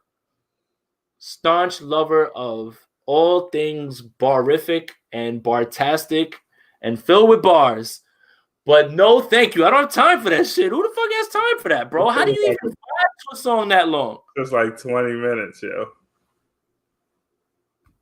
Talk to me. Tell me I'm wrong. Tell me that I'm not for the culture anymore, right? Like I'm out. I won't lie to you. I would be lying to you if I said that I was ecstatic to get through 20 minutes of 50 verses. Well, you did it. I mean, I did it. I did it in sessions. I did it in sessions. You knew where to stop. So what's the tipping point? Like, is it when you get someone from Duck Down or someone from like the, you know, like the, I don't know, like who, like I was looking through the list and I'm like, I know all these guys, but I'm like, oh my God, do I not want to hear some of these guys rap at least? Like, I don't want to hear, you know, like that's. But what was funny is like when I pinpointed the people that I knew was going to get seriously barred down in this. Do you have the list? Please tell me you have the list. Can you pull up the list so we can just go through it real quick? All right. Let me pull it. In the meantime, while you do that, I also want to laugh at something else. I want to let you guys know that Jeezy's album's coming out in 3 days, and I'm so excited. And he's going to be battling Gucci, which is also really big because that's the conclusion of a real beef. Yeah. But this Recession 2 cover, come on, my guy. What happened? Yeah. I get it, Jeezy. I get it. But this ain't it, man. Come on. Bro, did you see the roasting, bro? Bro, yes. Somebody was like nobody. And then it was one of the Rugrats in Paris with the fucking, and they're like Jeezy. And I'm just like, come on, yo. They said the snowman looked like Doug's funny sister, yo. Come on, bro. They said he looked like Judy, bro. I was in tears for a long time, bro. Oh my God, yo, here it is, bro. Look. Come on, bro. Come on, bro. Oh my God, yo, why? All right, I'm sorry. So were you able to pull up this list? I have the list. All right, let's go. Sheik Luch. Okay.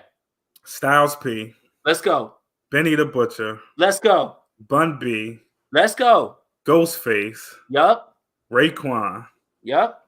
AZ. Yup. Papoose. Ransom. Myth Bleak. All right. All right. Billy Danz. Yup. Lil Fame. Yup. So MOP, go. Davies. Okay. 3D Nutty. Okay. Joel Ortiz. Okay. Saigon. Oh, okay. Mr. Fab. Yo, all right, Bay Area. Let's go. You know, for the 49ers fans. Cool. My bad. Chris Rivers. Okay. John Connor. Okay. Twister. Who? Twister. Oh, okay. E40. Okay. Nino Man. Okay. Shooter. My Son. Okay. Sauce Money. Oh my God. Yeah. Ice-T, Oh my God, keep going. Trick, Wow. RJ Payne, EA Ski. Oh wow. We got a Fred the Godson verse. Oh wow, rest in peace. Yeah. Loaded Lux, Wow. Terminology, Young Noble, Edie Amin. Yeah. Locksmith, Cassidy. Locksmith could rap. Yeah. Cassidy. Mano, Vado. Yup. Jesus. Yeah. How many more? We had 38. Nah, all right, enough. I don't want to hear it anymore. Jesus. We are at the wrong here. Okay. Yeah. No. Like, why can't like y'all break off into sections and make separate songs? Bro. The funny thing about this, right? Because some people really bodied this shit. Mm-hmm. But a whole big chunk of this, more than half of these people, I would go on to say 80% of these people got bodied. And it's no, they shouldn't feel bad about it. Mm. Got bodied by Melly Mel. Mm-hmm. By Really? Melly Mel. Can I get a timestamp? So I can go like not now. Like can you go back in that, embark on that journey? Can you be the hero that we all deserve and go through it and try to find it and timestamp it so I don't have to do that and I can listen to it? I could get you to Melly Mel. Man, the hero that we all deserve. And they made sure that Royce anchored it. Royce got the last verse. Okay. Yeah. All right. So the last verse. All right. The last verse and then whatever you say from Melly Mel. Got it. All right. Yeah. I am never going to get through that. Yeah. I mean, I won't lie to you, bro. That is a long way to Did you watch the music video? I did. Okay. So that's how you digest. That makes it more entertaining. For sure. I was going to say, did you take a long ass drive? And like, because I would have crashed the car. So it's 18 minutes and 27 seconds long. So it's 2 minutes of DJ K Slate talking crazy or whatever to people. K Slate talked, I think, for like probably 40 seconds or something at the top. What's a K Slate rant sound like these days? Is it like he's another guy that I know for sure that like I'm just like, all right, bro, I know you're gangster. Like, what do you like? Yeah. His rant this time was like a keeping the essence kind of thing. Okay, good. But Melly Mel is at 15:55. 15:55. You didn't have to do that now. I mean, it was easy to find. Nice. 15:55. Got it. Done. Yeah. I'm gonna check that shit out. Yeah, man. All right. So we're almost at an hour and a half. Do you want to do our retro reviews? And these are two fun albums, I think, that we picked, man. Yeah, man. Yeah. All right. Which one do you want to start with first? I mean, look, man. Let's start with. I mean, we got to start with Big. We got to do that. All right, cool. So I really needed an excuse to listen to this album again. Really did. Yeah. You know, like it was something like I had almost forgotten about. 2003. So 17 years. I was just going to say 25. You know that. 17 years ago. 17 years ago. Also, flash to that time, Tony Yayo's not around.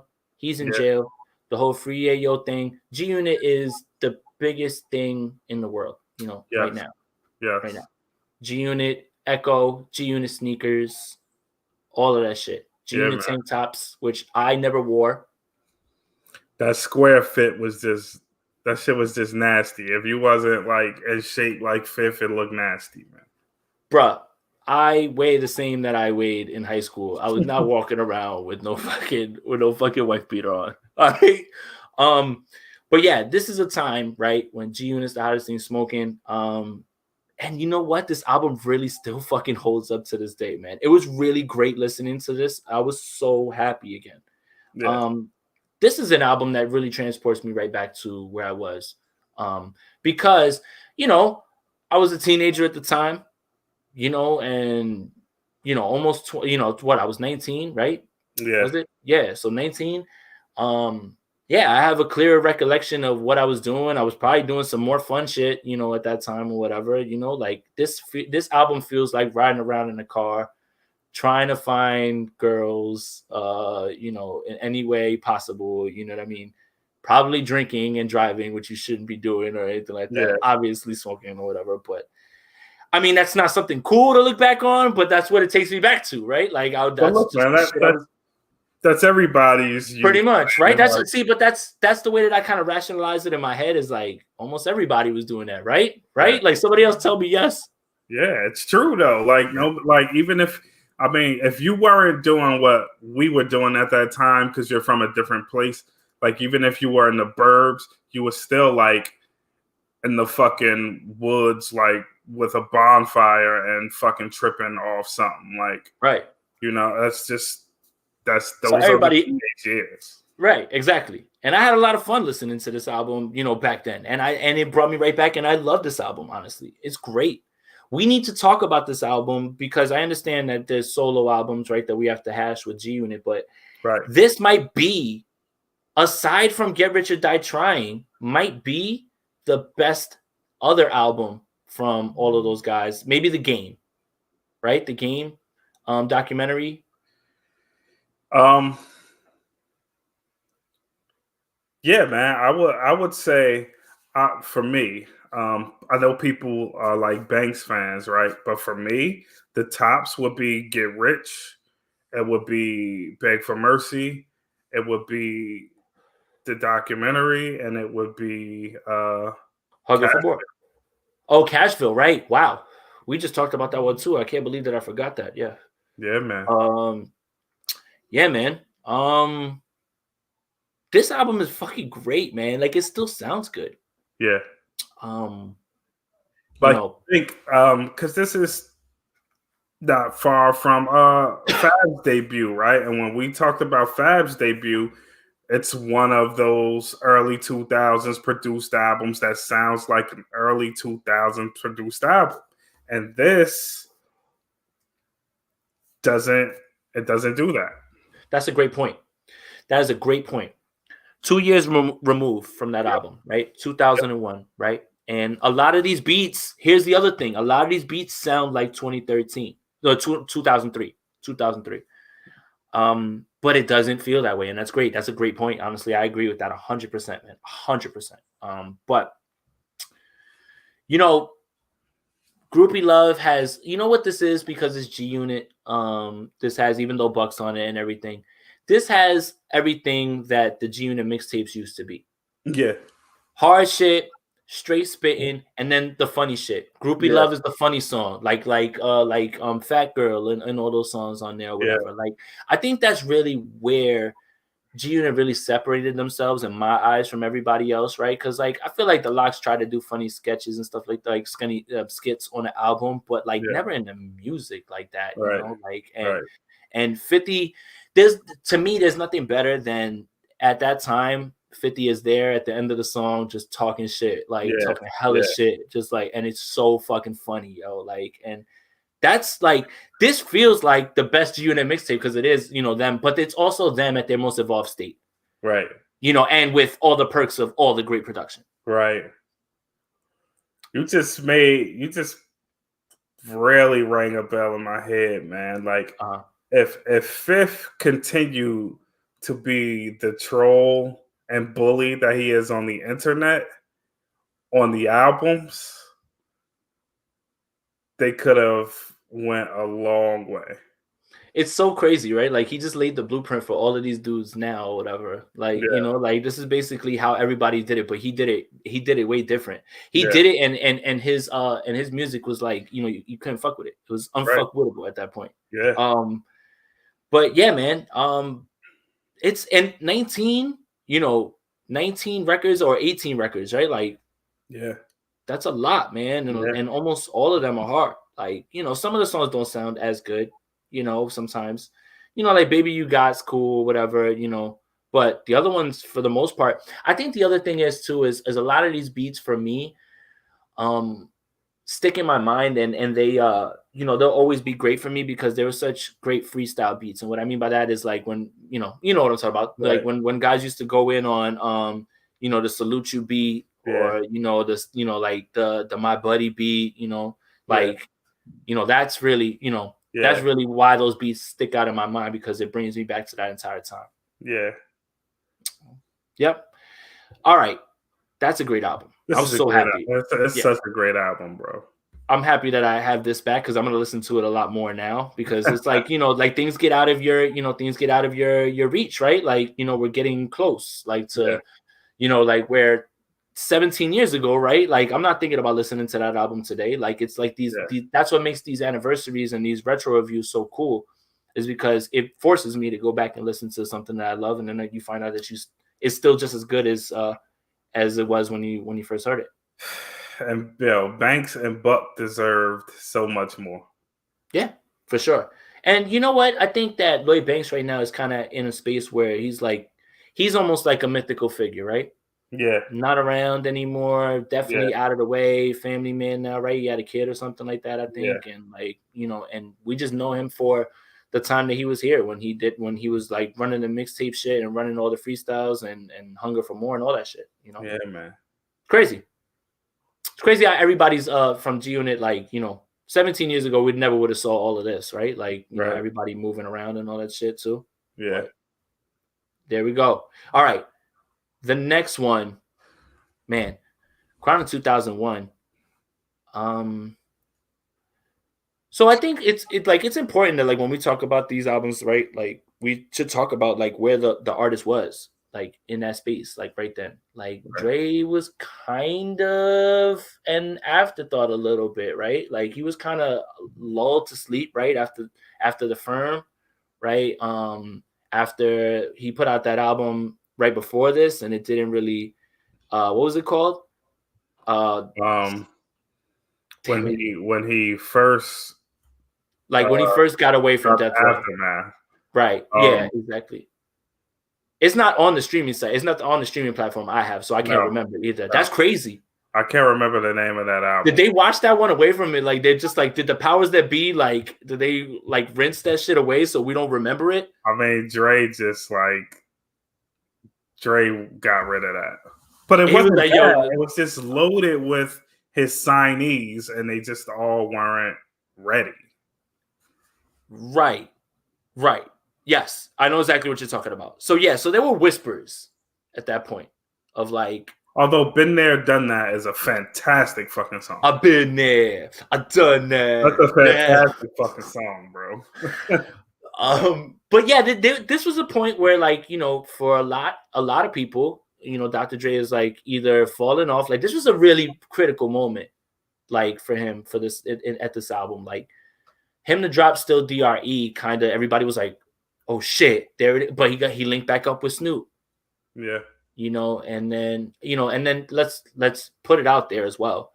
The Eminem shit has a lot to do with getting Dre back into where he was and pushed right into the right. Like they built a monster, with Dre and then Eminem and then 50, right? Like it went that way, right? Yeah. But all that matters when you're talking about this.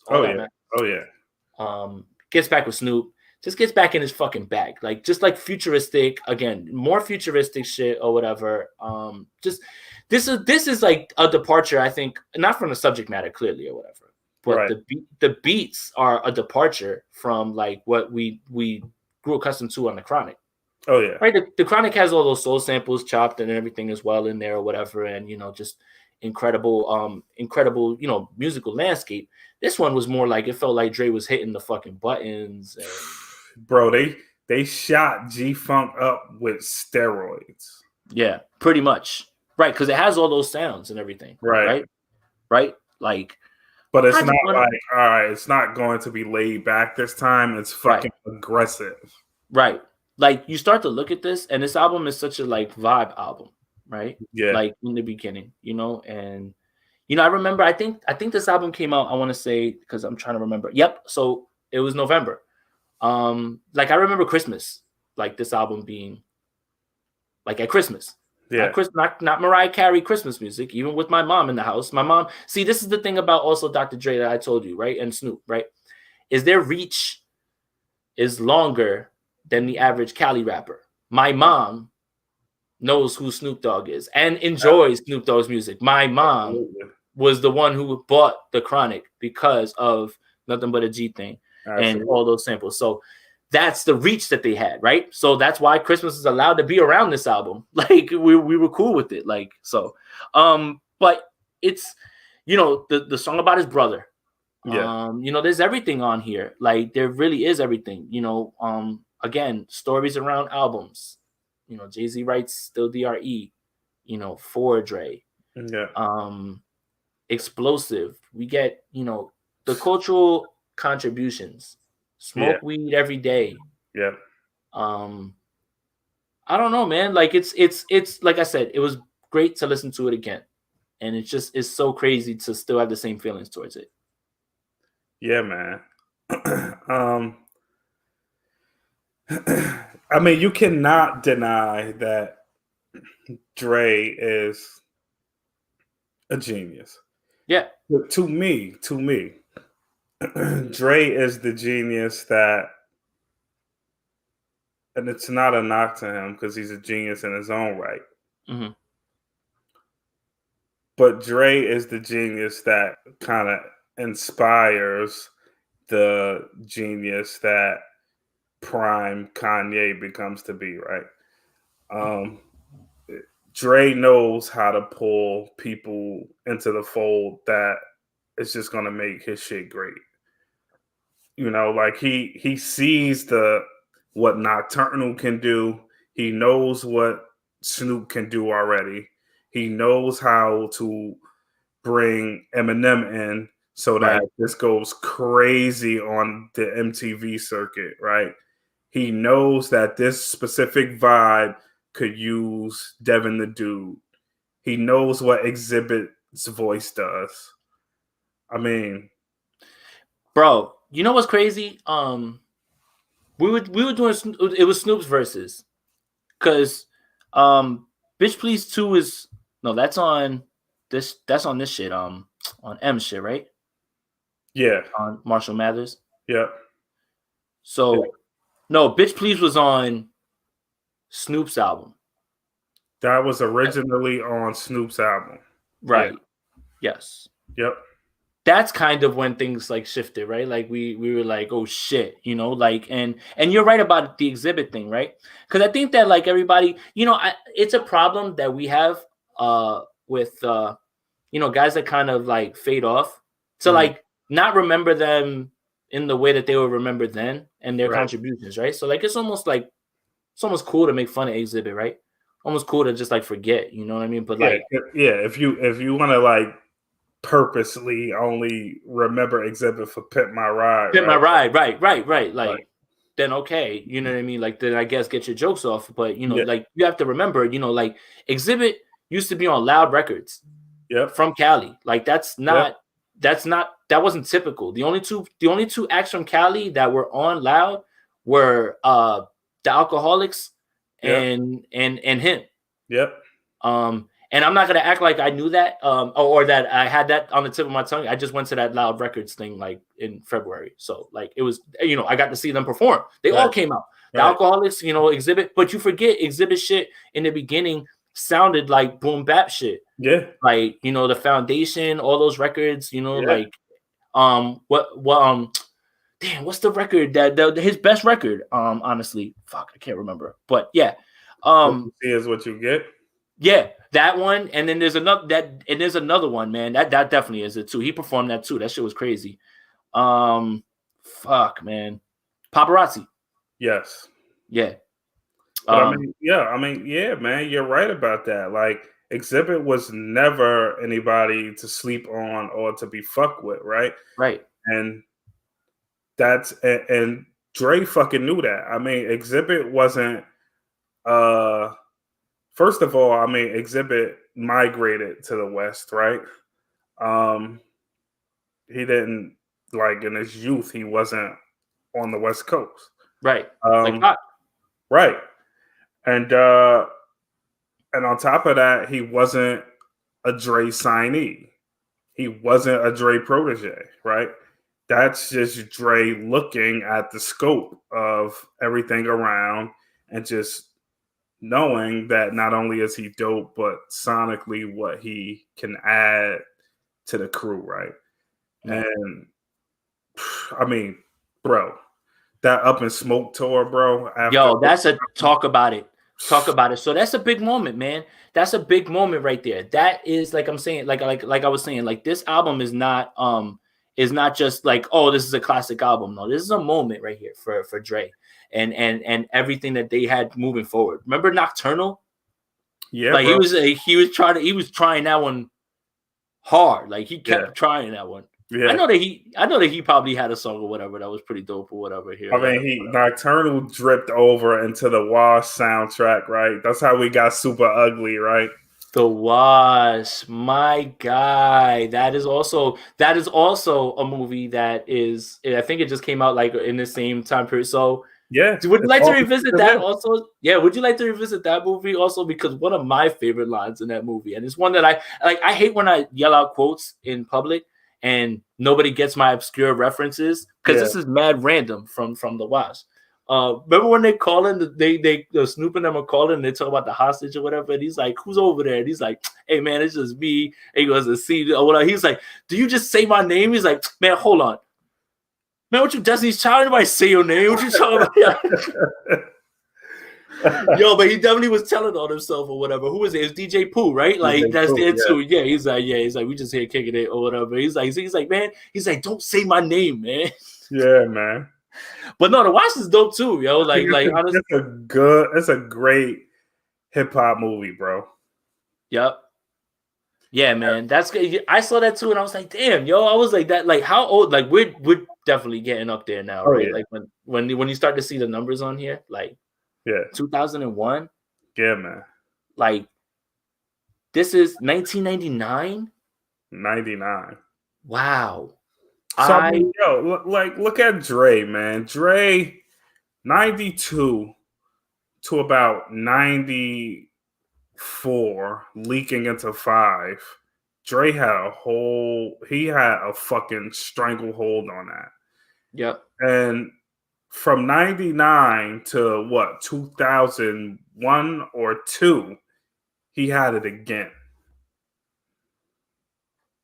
It's crazy, man. Like but that's again pillars of our culture, right? Guys that you may not see, but they're there, and they always will be there when they decide to pop out. Because like Compton got him hot again, like that again too, and it's like I think that's part of what makes him cool too, is that he comes and he's here and he's there. He's on your album, maybe like he'll produce a song for you or something like that. But like, remember he was supposed to do Jesus is King is over.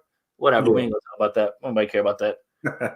All right, you want to get to our 10 records because we're about to go for 2 hours, man. Yeah, I know we got 10. That's easy. Go for it. We're gonna step on each other's toes here. Go ahead. Let's see, because we've been so. It's been such a stretch of time that it leaves for so many songs. Right. So, all right. Master Farad Muhammad. You got that on there? Yes, sir. I didn't pick that one. Go for it, though. But it's the song I've been listening to. Yeah, man. Incredible. De La Soul, Styles P, Talib Kweli, Pharoah Monch. See, that's good though. See, that's just 4 of them. It's not 50. That Remove 4-5, bro. The soundtrack of my life during this election, man. Is that on the same project? Is that on the same project as the 12 Problems? I think it might be. Okay. I think it might be. I don't know. It might be. Okay. But yeah, man, so dope that they made this song, bro, and we actually got him out of it. Right. Super dope. System of a Down is back. Protect the Land. They put out 2 songs. Protect the Land is my favorite song. Been killing it. Wow. Okay. It took them this goddamn long to come back to just give us 2 songs, but they are like right now. Yeah, I mean they're reporting on like Armenian.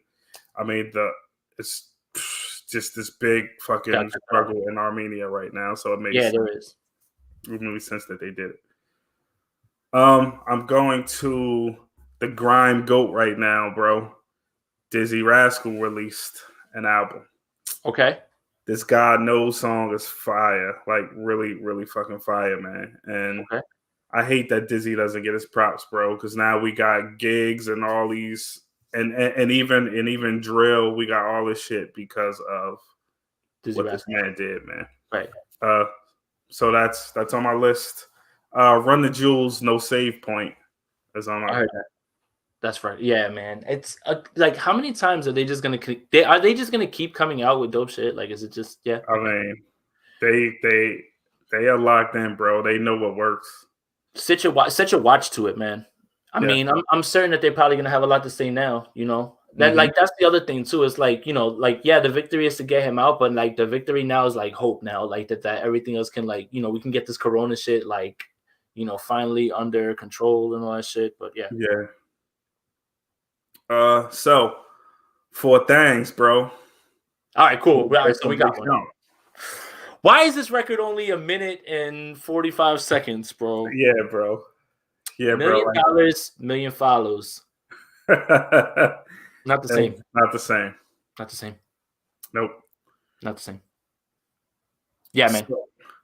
So did you hear this LA Times song? Reasons featured on it. It's this Nana song, LA Times featuring Reason. They go crazy on this shit, bro. Okay. It's very, to me, reminiscent of Good Kid, Mad City era Kendrick. Okay. So you could kind of guess what kind of storytelling is happening here. Okay. I told you already, 55 times 2 Chainz. Yeah. Keep being the best rapper you can be, 2 Chainz. I'm here for it all, man. Yeah, man. So I just found this Nick Caution record, but because it's featuring Joey Badass, How You Live It, really dope. Who's that? Nick Caution, so it's NYCK. Okay. Yeah. I gotta look that up because I have one of the records that I picked has a Joey Badass feature on it as well. Dope. Yeah. I can't front, man. I've been playing Ty's Your Turn a lot. Yeah, that's the shit. I'm telling you, like my daughter sings that shit in the car. And it's the one that I keep going back to as well. You know what's crazy about the Ty album? The more that I listen to it, the more I chop songs off it. Like in what I listen to, I'm like, all right, this one's got to go, this one's got to go. But that one continues to be the one that I listen to all the time, man. It's just fucking great, man. Yeah, man. And then, like I said, it's like when it gets to that part with Black, when they do the transition to Black, that's when like I'm like, oh, this shit is taking off. Yeah. So that's my 10, man. It's your 10? All right, word. All right. So 4 things I got. And I told you that I'm putting T.I.'s Horizons on there. Thank you, Ninth Wonder. Appreciate you. And like that shit is just, look, personal politics and whatever aside, that's just a dope record, T.I. And that's how I'm doing it. Yeah. All right. I got 2 Reason records. I picked Showstop and I picked Favorite N-Word.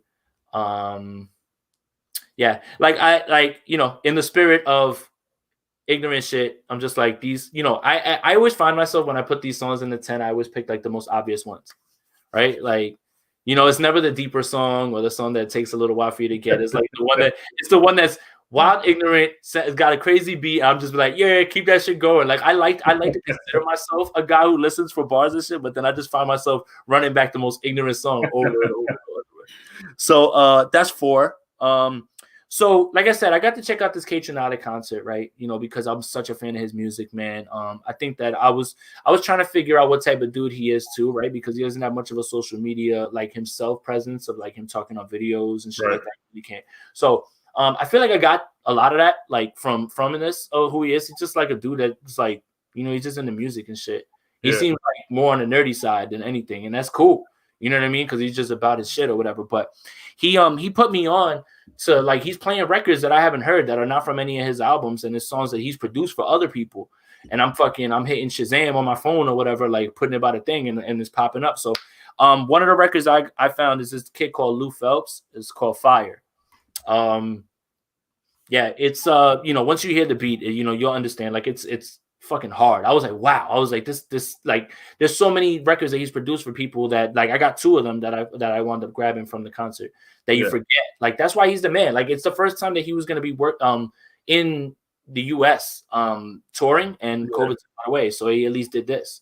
Like an idiot, I bought 2 passes for me and GC, and she was like, why would you need 2 passes if you're just gonna stream it on the computer for the one? I was like, well, whatever. I was like, you know what I'm saying? I was like, it was $15. So I was like, whatever. I put $15 in his pocket. But yeah, Lou Phelps, Fire. This other record called Kalila. Oh, well, the artist name is Kalila. And it's called Waiting. It's like a remix. Like he basically just took her vocals and just did another remix over it, but it's on her digital stream. Get.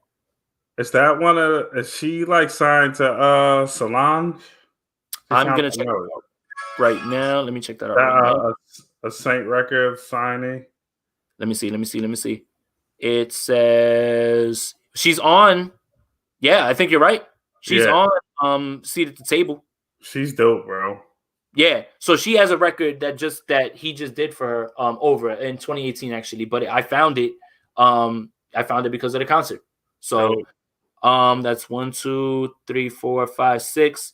4 more. I said I had a Joey Badass feature, and Phony People just dropped a new record called On My Shit with Joey Badass. Phony People, for the people that don't know, that they just had a record recently come out with Meg, called Fucking Around. And it's like barbecue vibe and shit. It's a dope record. They're a band, but this is a dope record right here. Trills, have you ever heard somebody called he used to be called Phil Ade, but he's Ade now, from DC.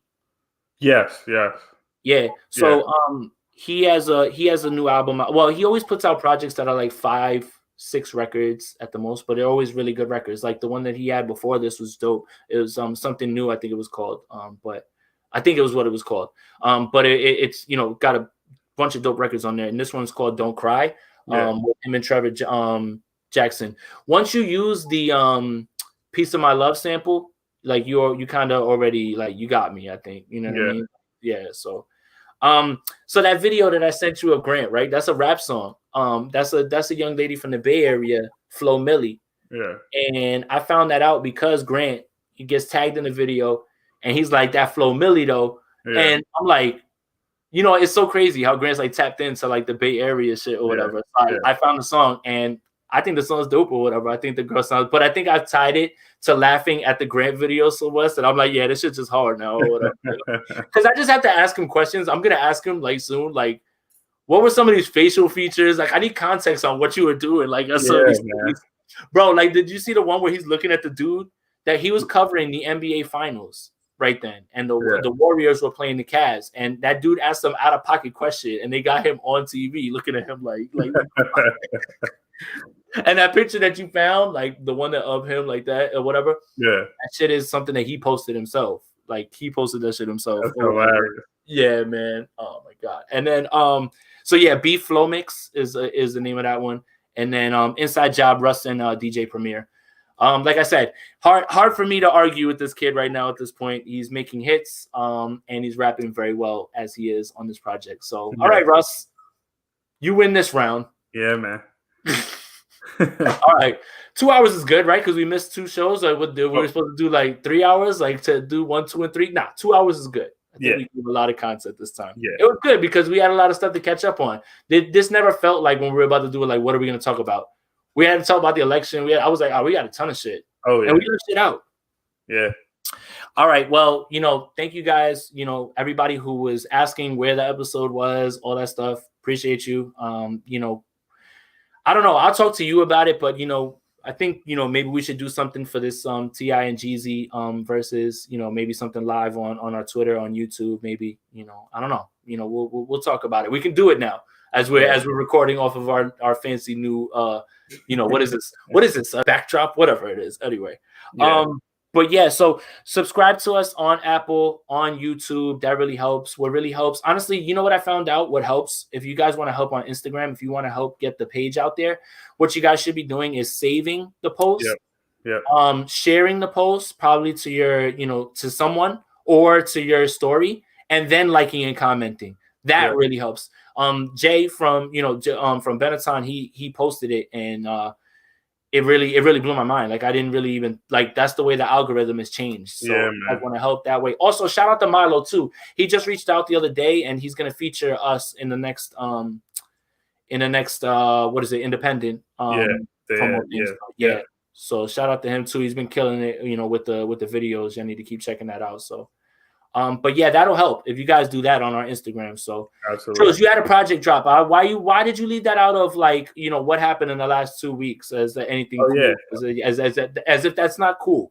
I mean, yeah, man, that's crazy, man. Like we get so used to like releasing shit that it's not like it's not special anymore. It's not at the forefront of my head of something that is considered like cool.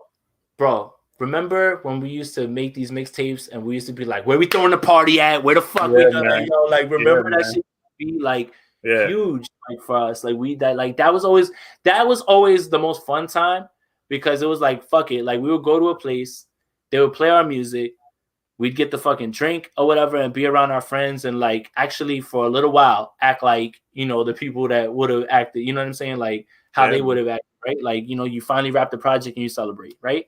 Yeah, man. That's some shit that I mean. That's what I you know what, like whatever, making the music and creating, yes, you always miss that. But what I miss is like just the camaraderie and like everybody being around and everybody just having fun, man.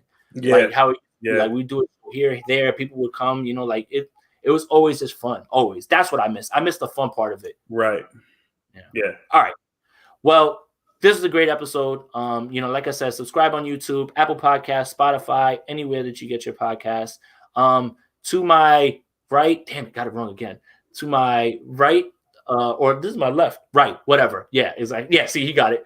At Trilly Trills, no Z, at Jason Aponte 2103. And we'll see you guys next week. Yeah.